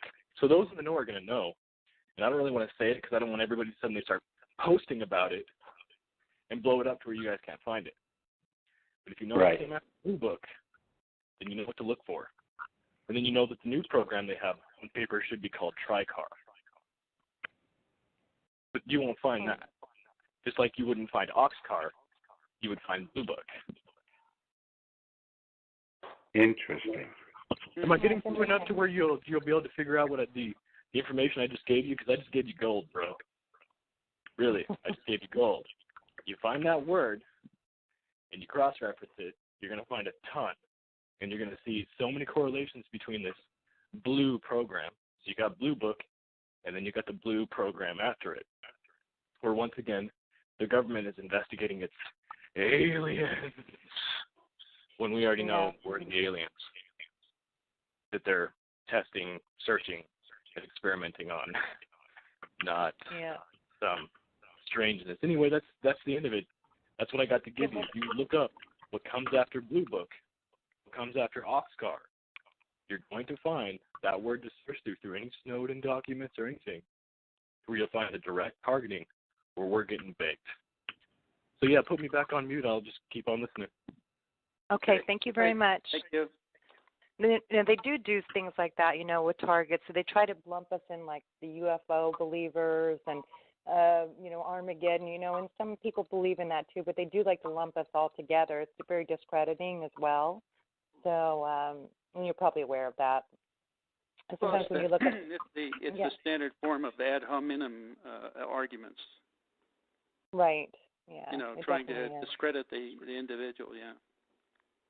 And even when you look up, sometimes you would look up the word targeted individual, you should see this. Luckily, we have a gentleman now, a man named Spencer Carter. He has gone on and kind of cleaned it up. He pays to have these very credible documents that he's created and websites to kind of come up, as opposed to what was coming up on its own with the algorithm. So, we have a lot of great people in the community who are doing really good things. And Kirk, because I noticed you were following on Twitter Bigger Than Snowden. He's the person behind that. Who is? His name is Spencer Carter. He's one of the activists. Yeah, he's behind that, and it's very credible. And, when we get people together that can do these kind of things, it really helps the community. Because, like I said, you would put that word in, and you wouldn't believe the kind of stuff that came up. It was extremely discrediting. So, people are all working hard and trying to bring some credibility to the issue. So, sure. That's very good news. Okay, Connecticut. Hi, Connecticut. You're on the air. It's me again, Phil. Oh, hi. Okay. Do you have another question? No. I'm all set. I don't know what happened with that call, but it's all good. Okay. I'm all right. listening in. Thank you. Okay, you're welcome. Yep. Okay. Getting through here. We're getting here. It looks like we're getting close to the end of the list here. Good. Hi, West Washington State. You're on the air. Oh, thank you. I was just looking at Dr. John Hall's letter that he wrote to whom it may concern 2 years ago. But he does mention John St. Clair. His last name is actually A-K-W-E-I. And what he says is he's National Security Agency insider, had a civil action against the NSA, and he detailed the frequencies used by the NSA and other agencies to influence access the human body and nervous system. So he would be someone who may have been in a department that may have known more about it. So I thought I'd just throw that in. He might be somebody to follow up on. I want to tell you guys that this is a real pleasure. I've been listening to these calls for many years, and people get disillusioned with the whole government, and it's so nice that we still are graced with people like you who know the right thing to do, and they actually haul off and do it. You're just amazing people, and God bless you for what you're doing. Thank you. Thank you very much, yeah. Okay.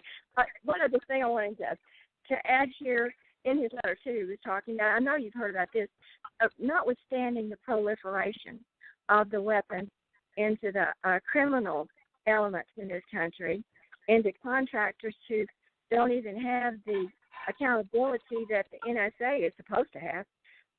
Premier Putin, even in 2012, has admitted that Russia is following this kind of thing, too. And then he has said, I'm sure you heard that if you were in the European realm there, but he did say that the nation that controls electromagnetic weapons technologies controls the world. So do we find ourselves in an arms race that's going to be even more widespread than just the fact that people are being experimented on for other reasons, maybe? Well, I certainly think that we certainly have that for sure in the cyber area, and surely this is simply another extension of that kind of electronic control. Okay. God bless you. Keep up the good work, and I hope that all of your personal things work out, too. All right. Thank you. Thank you, Lonnie.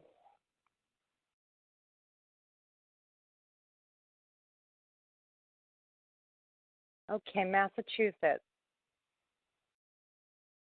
Hi, you're on the air. I took myself off mute. You're able to hear me now? We can hear you now. Okay, great. So first of all, thank you both to the guest speakers, and you, Ella, for hosting this call as well. The question has to do with, there was a woman on earlier who mentioned she wrote a book, and she has all kinds of evidence written in that book, including she talked about how the people who go to court cases now end up getting gag orders on them, not to speak of it evermore into infinity. Would you have that information of her name or some way I can look her up on the website, or should I contact you? I believe her name was Ruth Ann, Ella. She called in about the scatter report and the two ladies scanning TI people. Right. Yes, right.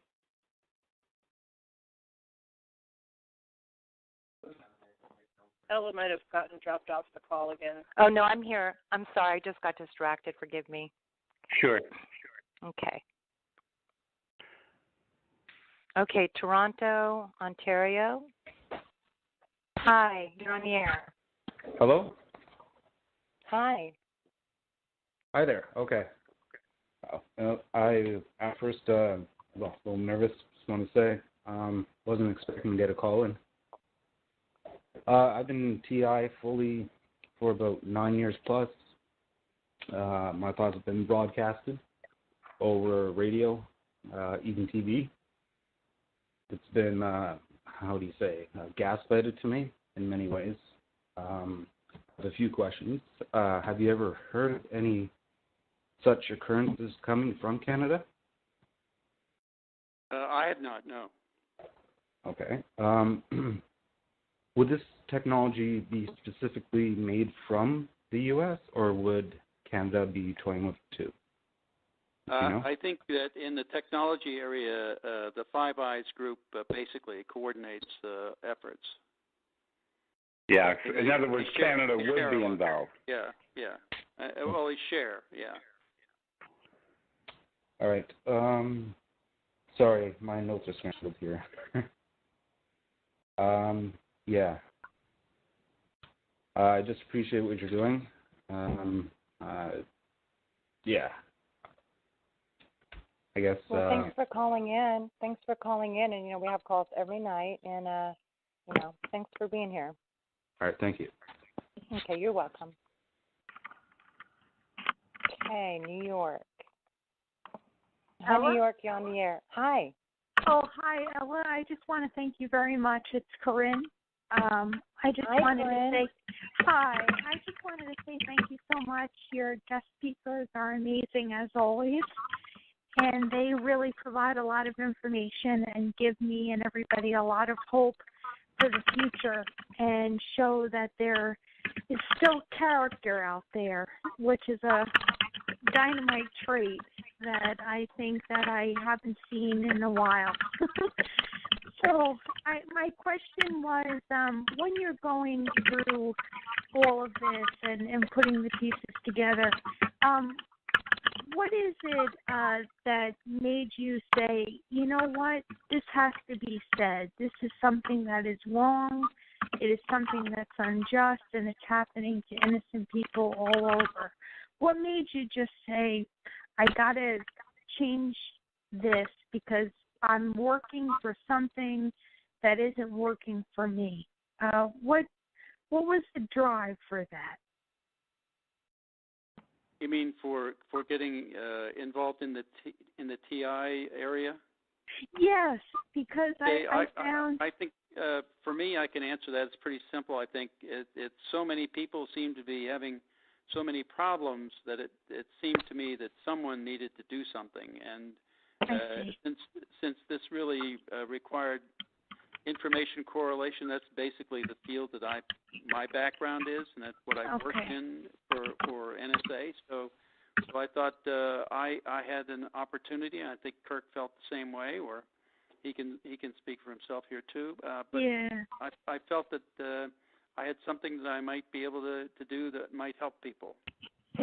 Yeah, because my husband says to me, I have a successful marriage for 8 years, and my husband is very well aware of what's going on over time. And he says to me, you're TI, And I say, no, I'm not a TI. I'm a wife, I'm a daughter, I'm a godmother, and I'm a special needs educator and a rescue dog owner.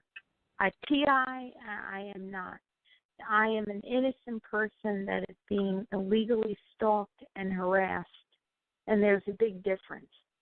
And to have that name put on me, it always bothered me very much because I never understood why I got it in the first place, honestly. I can understand that, yeah. I never had any mental health issue. I never had any criminal background.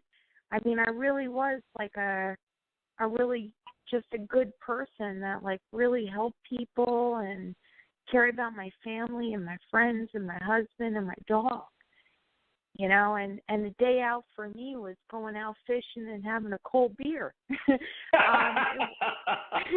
Sounds good to me. Yeah, it was. And to me, that I lived a very simple life, and a very quiet one. So I never understood how I got caught up in all this riffraff and all this things that honestly I would never know about. But here I am, 6 years later. It's been 6 years for me now. And I just want to have a cold beer and fish with my dad. I don't want this. Yeah. Sure. No, we understand. It's like whistleblowers being called whistleblowers. It almost has a negative connotation because it makes it sound like you're subverting the common belief system. But that's right. But that's yeah, right. So I understand where you're coming from. Yeah, I like when my husband would say you're a targeted individual. It was the same thing as somebody like yourself being called a whistleblower. It's condescending because you didn't do anything wrong. You didn't do anything. You didn't do anything. Right. You just did your job. You just did what was your job and what you were paid to do, and you didn't do anything corrupt and you didn't do anything wrong. So I don't know, the term targeted individual to me, I always had it was hard spot for me. I wanted to have people see me as a wife and as a daughter and as a godmother and as an educator. Of course.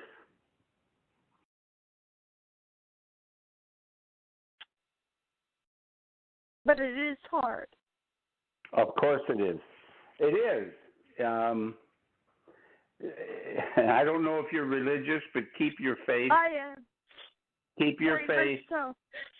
And it's funny because when I go to church, believe it or not, there's some churchgoers that do this,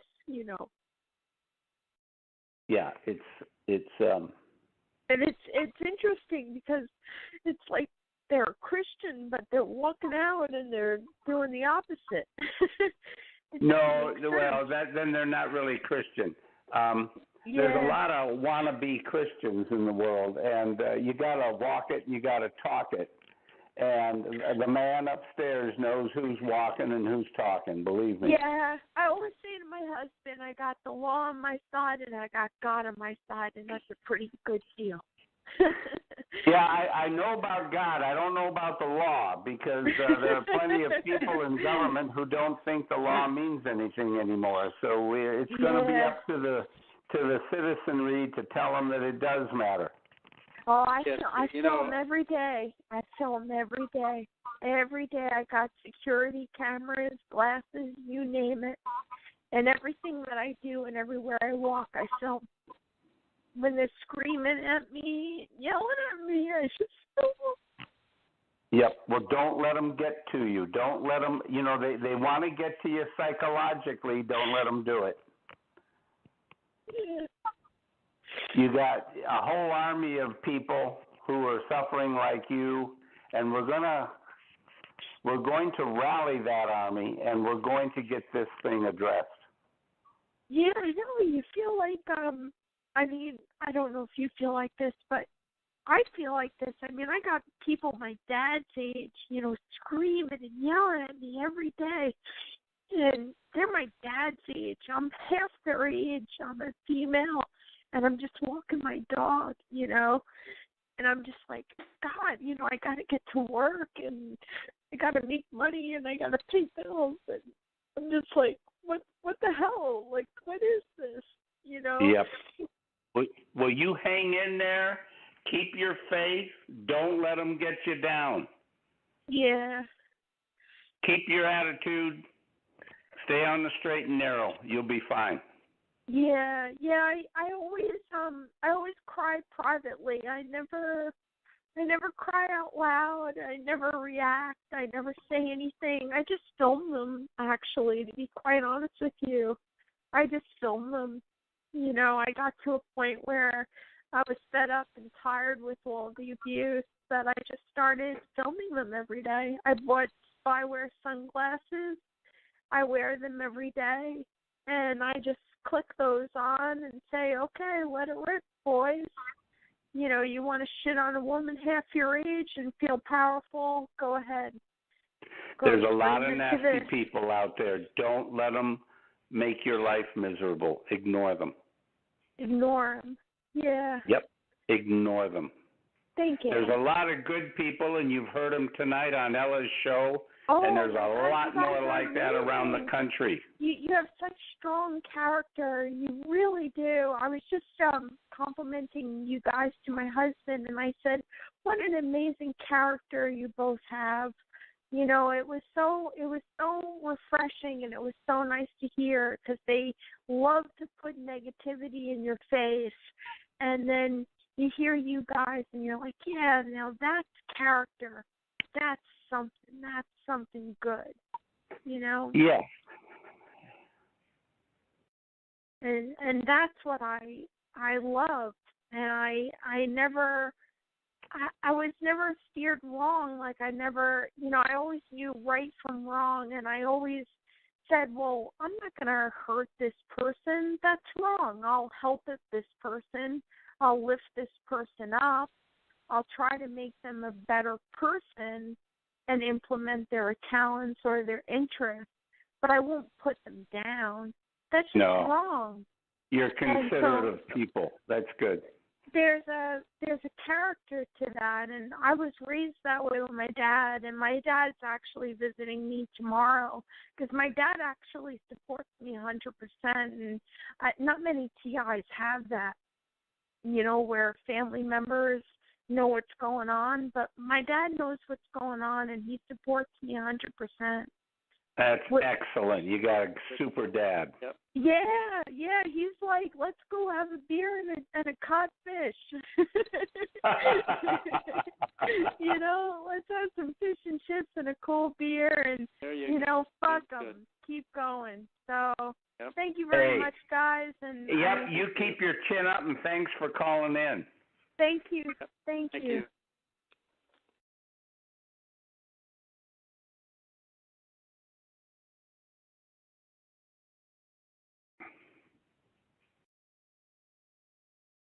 Are we still there? Huh? I don't know. Is Ella there now, or did we get disconnected again? I don't know. I think we're disconnected. You think? Should we call in again? Give her a minute, see if she comes on. Yeah, give her a minute, see if she comes on, then we'll do it again. I think she's running out of phone time anyway. Yeah, I would. It's almost 1:00 here. Yeah. Yeah. But I would like to wrap up with her and thank her. I mean, Bill, have we had some... There's some good stuff here. I mean, if we get some of this stuff collected, I mean, I think this will really help. Yeah, see, I just saw Carla's note to you and me. I've got emails from Carla, Kate, and Phil while we were on. Uh-huh.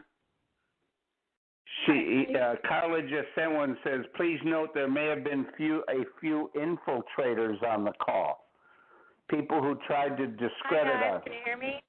Yeah. Hi. Back. Okay. Yep. This is my third phone. Okay. We were wondering if you were going to be back with us here. And you know what happened is they completely disabled my phone. Absolutely disabled. It's not dead. It's nothing. I mean, everything was connected, and they didn't just disconnect it. It's just not even working at all. It's like frozen. So I had to reboot it, and then I just went ahead and grabbed a different phone. They're being a little troublesome at this point, but that's okay. So let's see. So how are you guys hanging in there? Are you guys ready for maybe another 10 minutes or? Sure. 10 more minutes? Okay. 10 more, then I got to go to bed here. Something. Okay. It's. Yeah, me too. I got kids to get up early, so. All right. Let's see here. I'm sorry for the inconvenience when that happens. Nah, that's all right. No, I don't know how to solve that. Okay, here we go. Let's see. Okay, let me go back to Linda here. Hold on. Hi, Linda. Well, thank you. Okay, can I just say one thing? Sure. Maybe two things. Now, I'm not sure this is going to impact anything, but I think this is really big, and I keep mentioning it, and I don't get. Anyway. Lloyd's of London included an exclusion in all of their liability policies in February of last year, excluding any and all damage caused by electromagnetic frequencies. And they are. Oh, really? Yes, and insurance companies are following them like crazy. And the reason I think this is so important is there is going to be litigation at some point because somebody's going to say, why aren't you going to cover that? And they're going to have to come up with the reason why. And that means a lot of evidence. A lot of evidence is going to be public at that point, right? Don't you think? Absolutely. Oh, I think that's just huge for us. I think that's going to lead into something. And they did base it on the research of a doctor that he came up with this information, oddly enough, in 2002. He was dead in 2005. They've been looking at this issue for years and obviously finally came to the conclusion. It started out with smart meters, cell phones, cell towers, and then they broadened it to any and all injuries, legal fees, whatever companies have to incur as a result of damaging people, injuring people with electromagnetic frequencies. I think that's huge for us. What do you think? That is. I agree with you. Oh, good. Okay. Well, I just want to mention that. That's very important. I think so. I think ultimately that will be a huge bundle of information for us, all in one place. Litigation, and as I say, they did follow the information from a doctor, I think Theodore Lebowski. I will have to look that up again, but they did base it on that, and that is he does have a video online. It was put online that's giving some of his conclusions. I just thought that was great information. Absolutely. Thank you for that. Yeah. Good. Okay, that's just what I wanted to say. Oops. Hello? Can you hear me? Yep. I'm here. I thought we went dead there for a minute. It wouldn't be too surprising on calls like these. Okay, hold on one second. We've got Northwest California. Huh. Oh, no, they're freezing my computer. Oh, wait, they let it go. Okay. Hi, California. Oh, hi. Hi, it's Roseanne again. I just wanted to give some information to the woman who called in, who wanted to get that information. But before I do, I wanted to correct one of the last speakers who said whistleblowers was a derogatory term. Not in my book. I think you guys are the cream of the crop. If everybody had your courage, we would not be losing our country the way we are. And I also wanted to say that, there have been studies of who's targeted in this program, and on the whole, they are of above average intelligence and compassion. So, to that poor woman who doesn't want to be known as a TI, you're in with the best. And don't forget that. That's really. nice. because they are going for, I guess they want a challenge. You know, they want to see if they can change people who are intelligent and compassionate into something else. So don't let them. And someone else called. I'm Roseanne Schneider, and I'm happy to give my name because it might protect me. My book is Surveillance, Torture, and Control in the Modern World, and it's an e-book. It's very cheap. It's on Amazon. If you can't afford it, write to me. I'll send it to you free. It is full of things that you can show your family. A lot of proof in the book. The person who was gagged, his name is Michael Caine. They went after a person who was studying law, and boy, did he get them. He turned around and proved it all and went after them. And last we heard, he got a settlement and he was immediately gagged. So that's the only person I know that's in that category. But I just wanted to answer her. And thank you again, guys. Love you both. And we're going to lick this thing. Absolutely. Thank you, Roseanne. Thank you. Sure. Thank you. Okay, I'm going to pick just two more people. Let's see. I'm going to pick kind of random here.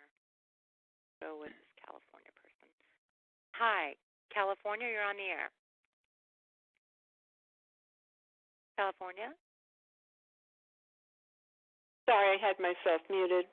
Oh, no worries. That happens. We all do that. Yeah. I was just listening to the conversation. I wish I could have come on earlier, but I missed the majority of the program tonight. But it sounded like it was very interesting, and it sounds like there might be some new developments that could help TIs in this program. Yeah, seems to be going that direction. That's good. That's the only thing I think I've ever heard in 13 years that was that sounded hopeful. Oh, really? Oh. Mhm. Yeah. Well, do you have a question for the two gentlemen? Pardon? Do you have any questions for the gentlemen? I don't even know what to say. I just had a really, really hard day today with these frequencies, so I'm feeling more like I was in a car accident than anything else. I honestly, I'm sorry that I can't even think of any questions. I don't even know I don't know what to say at this particular point, because the technology, as far as the software is changing, maybe the hardware too, who knows, but the potency of the frequencies has really changed, and it seems to be able to just cover your whole body from head to toe, which is something pretty new to this year, where they could use equal strength and power on your whole entire body at the same time, where before it would be legs or chest or head, but not the whole entire body at the same time. So that's pretty much what I'm seeing, is that it's changing fast, and it's changing fast, and they're getting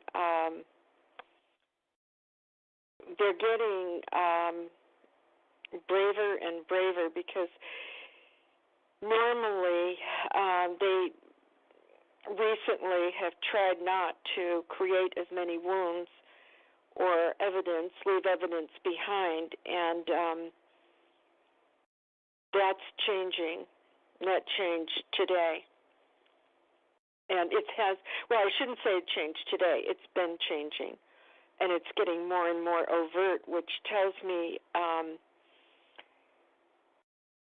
that their fear of exposure is not what it used to be. As it goes on, let me see if I can say it. As it goes on, it's picking up steam, so to speak. And that's not a good thing. They're getting more confident. That's what I'm trying to say.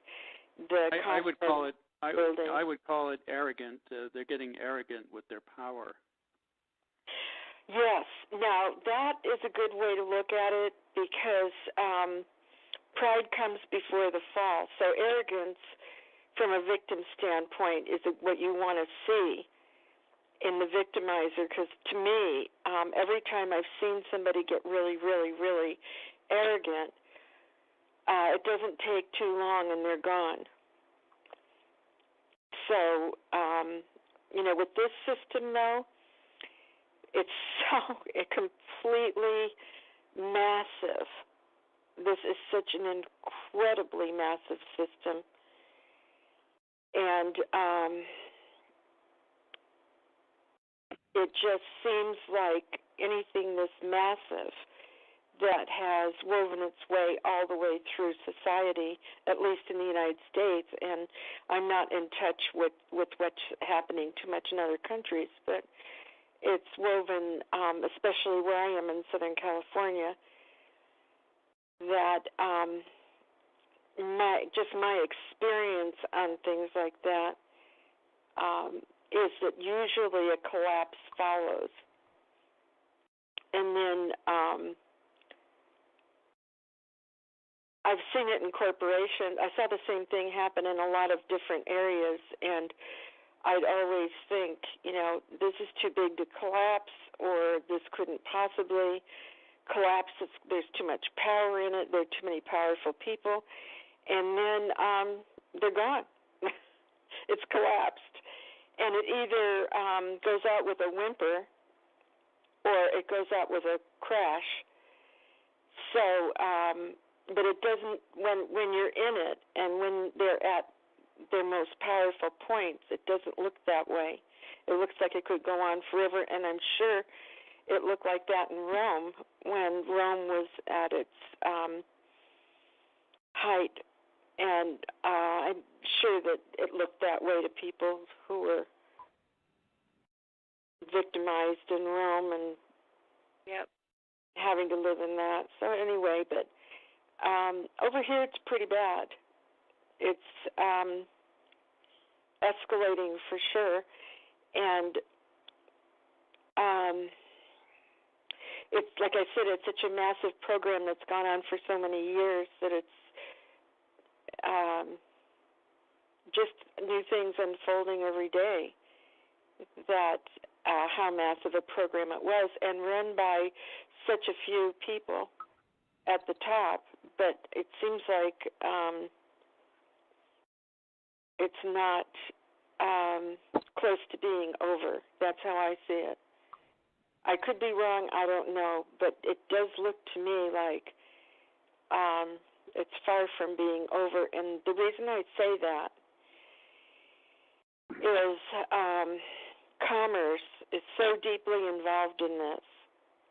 It's not just technology, but the medical industry, the judicial system is so deeply entrenched in this country anyway, in this, that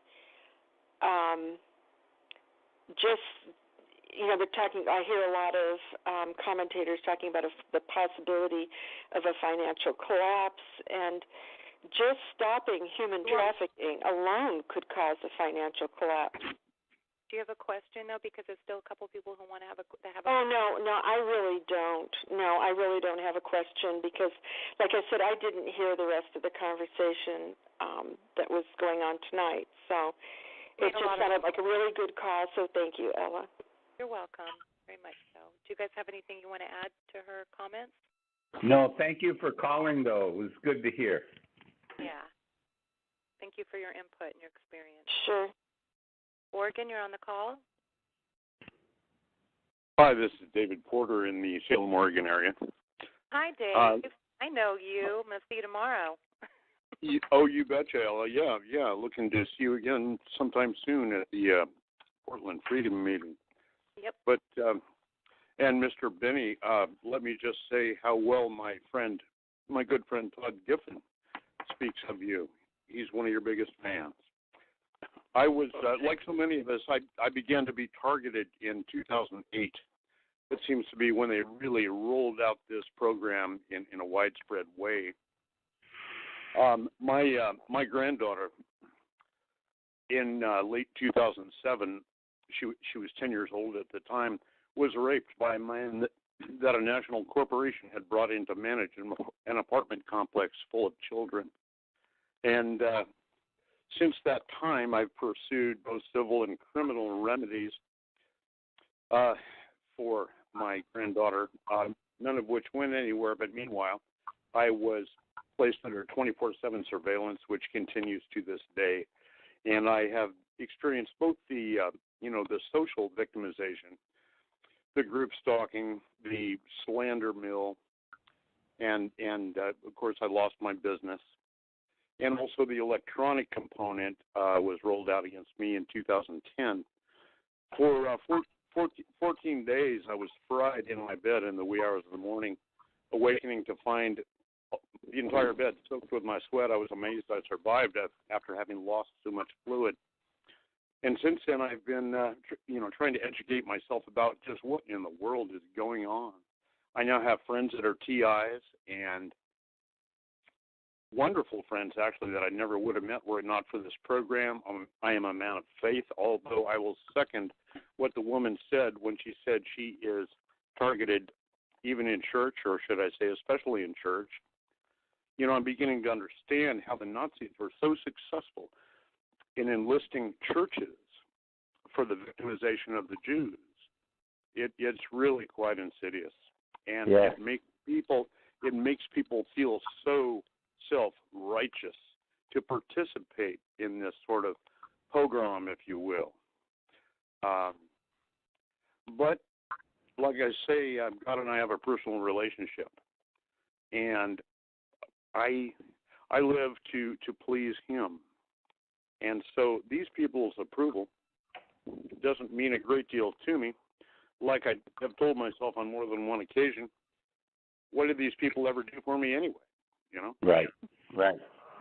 It's, I love what you guys are talking about doing, compiling TI narratives and assembling a database of testimony. And I very much intend to email you sometime in the next few days and offer whatever minor assistance I can give to this great undertaking, because it's about time that, there are millions of Americans who've been implanted. That figure is known, and it's about time we began to gather the strength that comes with numbers. Yes. And that we begin to make ourselves heard. And, as I often call my friend Todd Giffen, I call him Todd Giffen, American hero. And he just kind of shrugs it off because he's a humble guy, but I'm going to add you guys to my list, too. Hey, thanks for letting me share. All right, have a good night. Thank you, David Porter. We'll see you tomorrow when we go do our activism, Dave. Yep, you will. Looking forward to it, Ella. Bye-bye now. I haven't seen you in a while. Well, gentlemen, thank you guys so much. We really appreciate it. I know this is a heavy topic, and it's hard to hear, and, we just appreciate that you're interested, and thank you for everything that you do. And, I personally regard you guys as our heroes, and I think you're true patriots. And I'm glad there's still true patriots left in our country. I really do. And thank you for everything you've done, for as long as you have been doing it. And I know you guys still speak out, and you still are truth tellers and truth sayers, and I know that's very much appreciated right now. Ella, I want to thank you for making this possible. I know Bill and I have been greatly enlightened on the entire subject by your outstanding listeners out there. And so it was really important for us to be able to slug through some of their stories, discover some of the knowledge that's already been gathered, as Roseanne has pointed out, and others. And we've learned a lot ourselves tonight. So it goes both ways. It really does. Thank you for having us. Well, thank you guys. I really appreciate it. Yeah, thank you, Ella. And if you can, if you hear from anybody else that can help add some kind of data or information or documentation that can help in this study and all, and get it consolidated for Kate and Ella and Carla here and us, why that would really help. And that would help accelerate this process. Yeah. So you need to get this out pretty soon too. Yeah. Yes, I agree. There's people that too are long, being tortured, and there's people that are, unfortunately, there's people that can't deal with this, and they take their lives, and we all know. You can hear the emotion in some of the callers tonight. You could really even the pain. Yeah. And they're such lovely people. I mean, if you only knew, people say, well, what did they do? Most of us didn't do anything. We either spoke. In my case, I talked too much, but I spoke the truth. And everybody has different situations, but I'm going to close out on this quote. Never doubt that a small group of thoughtful, committed citizens can change the world. Indeed, that is the only thing that ever has. And that's Margaret Mead, and I thought that would be a good I one. love that one. That's a good one. Yeah. It's a great one. Well, thank you guys. Thanks again, and we'll speak soon and be in contact, and you guys take care. Thank you, Ella. Thank you, and you do the same. Yeah. Good night.